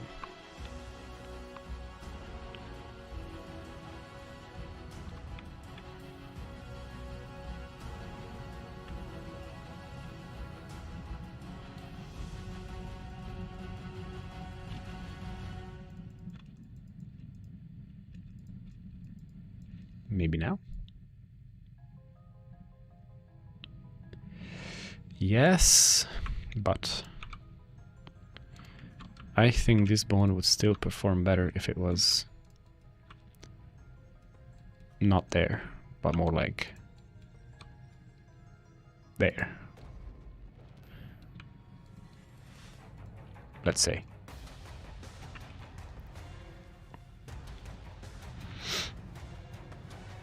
Literally, so much better.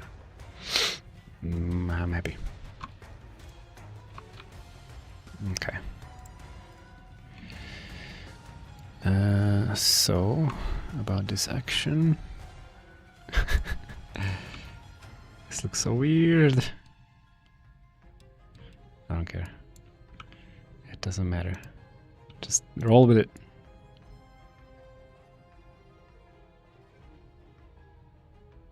Let's fix like the halfway point somehow. Because I think that's what makes it look especially weird. That no, I don't know. Maybe this is rotating down too much. Let's say.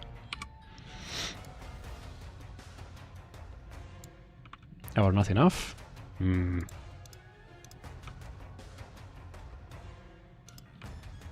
Terrible.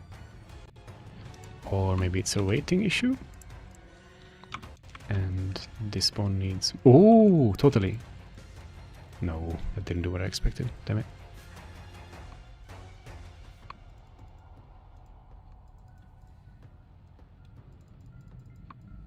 That does almost nothing. Sad.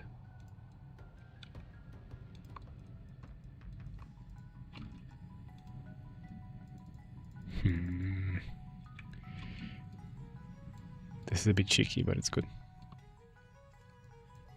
To give weights of this bone to this edge loop. I think it's a bit dodgy. But, I mean, you gotta do what you gotta do.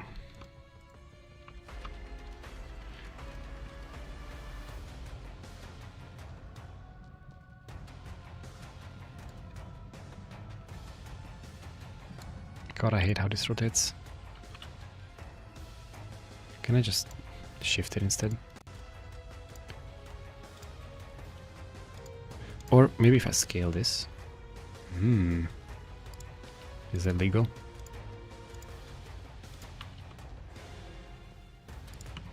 Yeah, we'll cheat.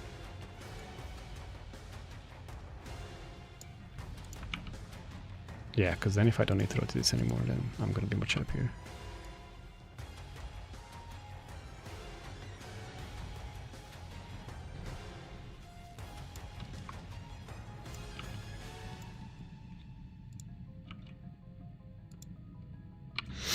Let's call that an eyes wide open shape. It's a bit creepy, but it's fine. And a bit broken, but that's also fine. Let's call that lower lid down. Whoa.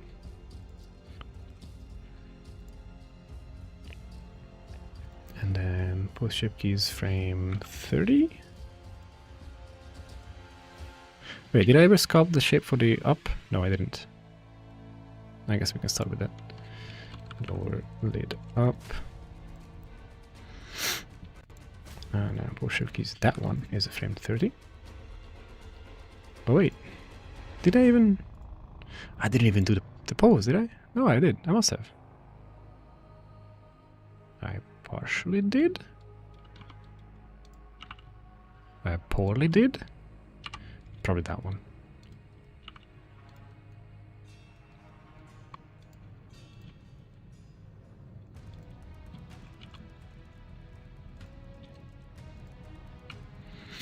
Okay. So, what? But. Oh, I never did the action setup, did I? Oh my god, I'm everywhere. Eyelid lower, up, down. The control bone is this guy. The frame range is 0 to 20. The transformation is Y location to arg. Plus minus 005. So the default value. Cool. Go. Boom. Probably working the opposite way from how I will want it. So flip this. Flip this. That's absolutely not working at all. Flip it back. Flip it back. Why doesn't it work? Do you have an action constraint? Yes, you do. It's on 0.5. And if I push it up, it's on barely above 0.5. Did I miss a 0 again? 0.005. I absolutely missed a 0 again. Ugh. Go again.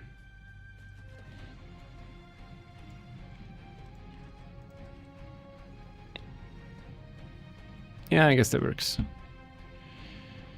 Good enough for me. And then set pose, frame 30, it looks good. New shape key slot, lower lid up dot L, lower lid up dot R. Still a driver from here.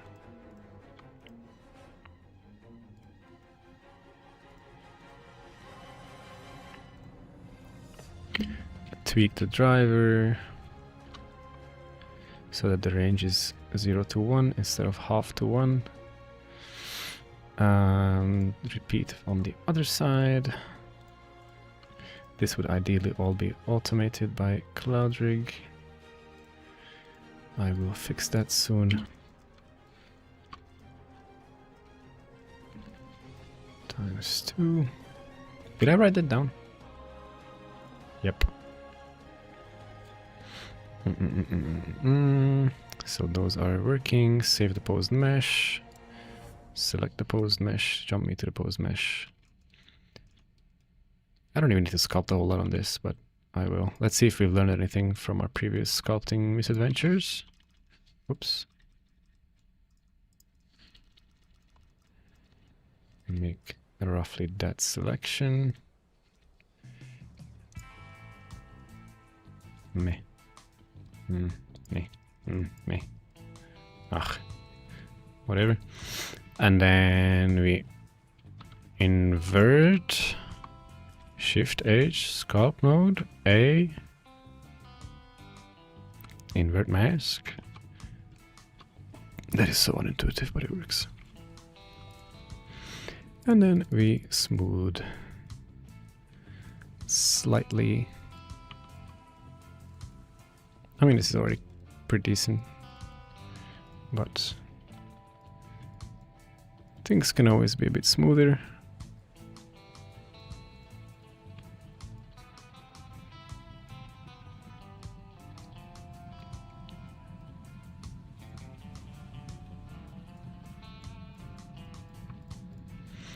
Good enough for me.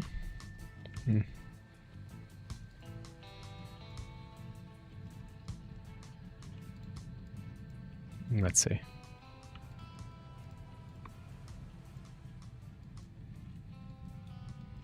Did it work on the other side? Not so sprightly. Cool. Then go back here and write that data into the ship keys, and it is probably, presumably, assumedly, assuredly working. Cool. Now the down pose, which is kind of way worse.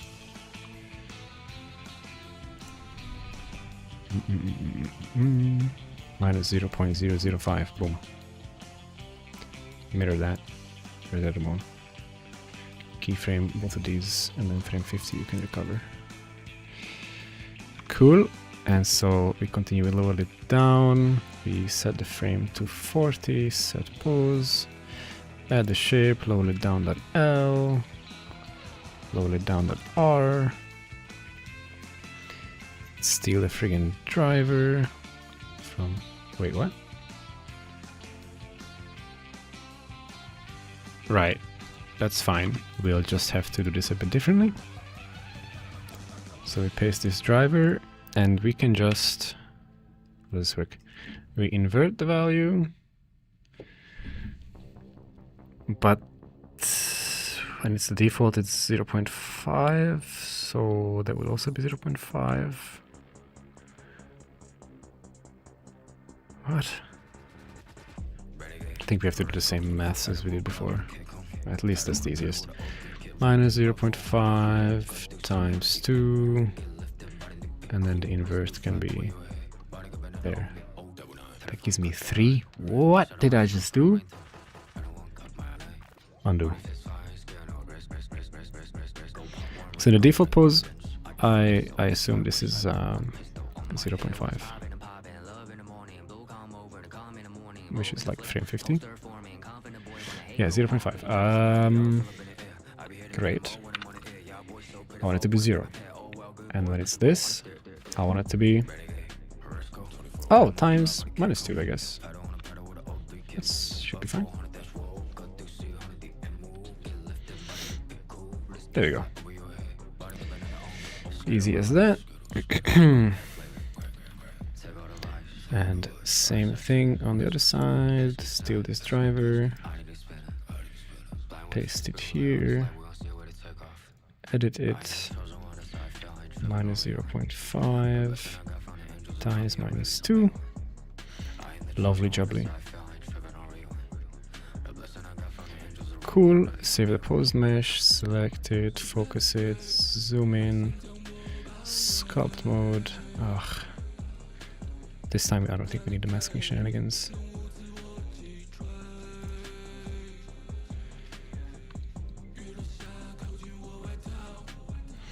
So yeah, this is a bit more of a disaster than the previous one. So let's help ourselves by moving some of this down.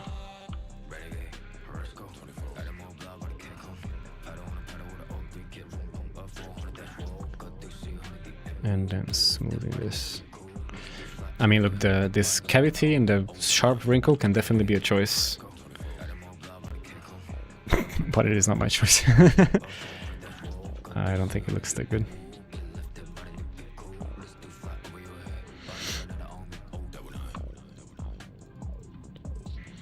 But now it's kind of fine. That's kind of what it took.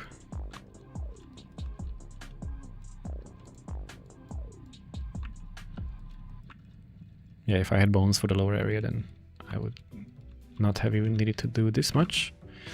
But anyways, that's how it goes. Shape keys are a small tweak. Override, not that one. Override shape keys, boom.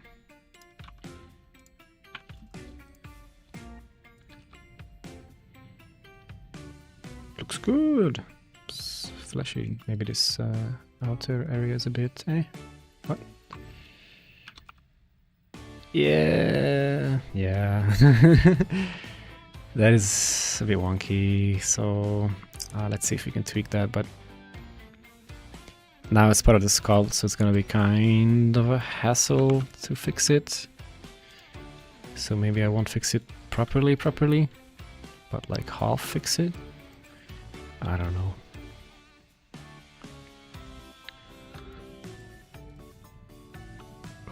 What is this music?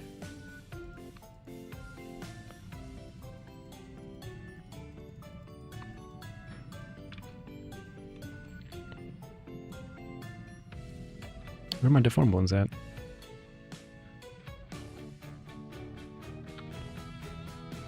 God, what am I doing? There they are. Not sure what buttons I just accidentally pressed, but it worked.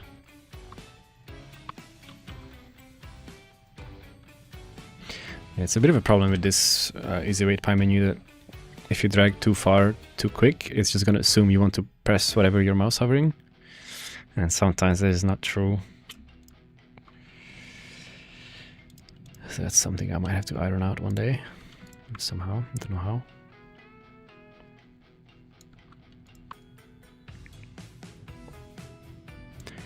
But for now,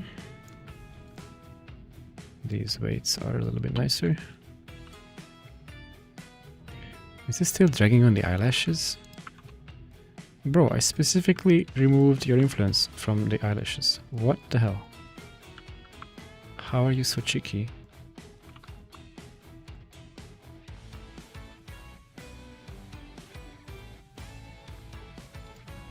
Why are there blink shape keys on this?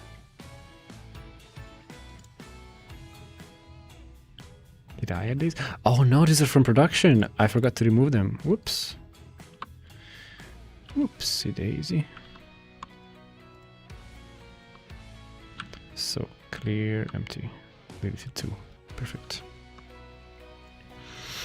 So does that already help? I would say so. Yeah, it does. So let's see if we can now. We want to override the pose mesh. Well, let me see what happens if we override the shape keys. That's not much.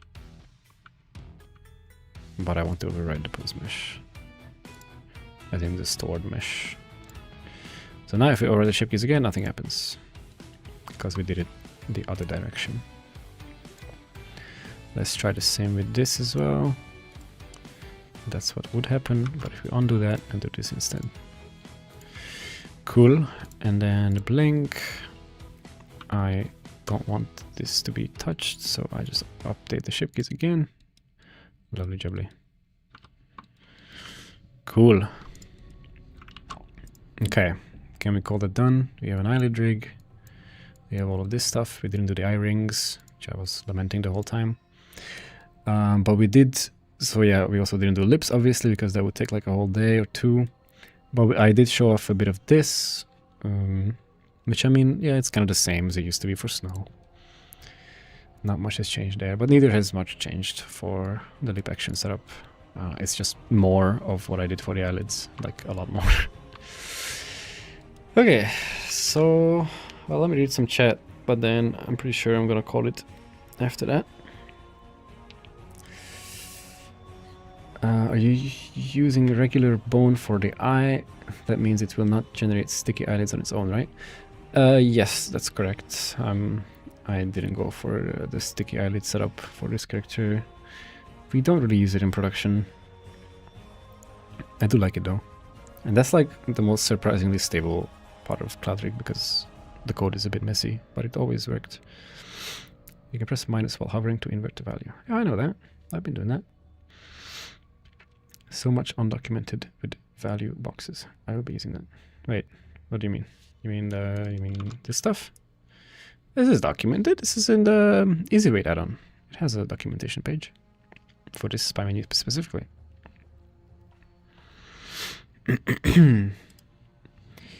My head hurts. That's fair. I don't know. Did we do anything complicated? We did a driver where we had to multiply a value by -2. Is that why your head hurts? Because multiplying by -2 is tough? That's understandable. I can relate.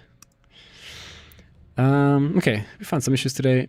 There is some chance that I will stream again tomorrow. But I think it's a low chance. So sorry I didn't manage to finish Mikassa's rig on this set of live streams. I had less time for it than I anticipated. But yeah, I hope it was useful anyways. And you learned something. It was useful for me. I found lots of issues that I could fix. We learned how to report bugs for Blender. That's cool. So yeah. Thanks so much for tuning in, guys. Thanks to Riot for providing us with hopefully copyright-free music, but if this video gets demonetized, then I take it back. Yeah.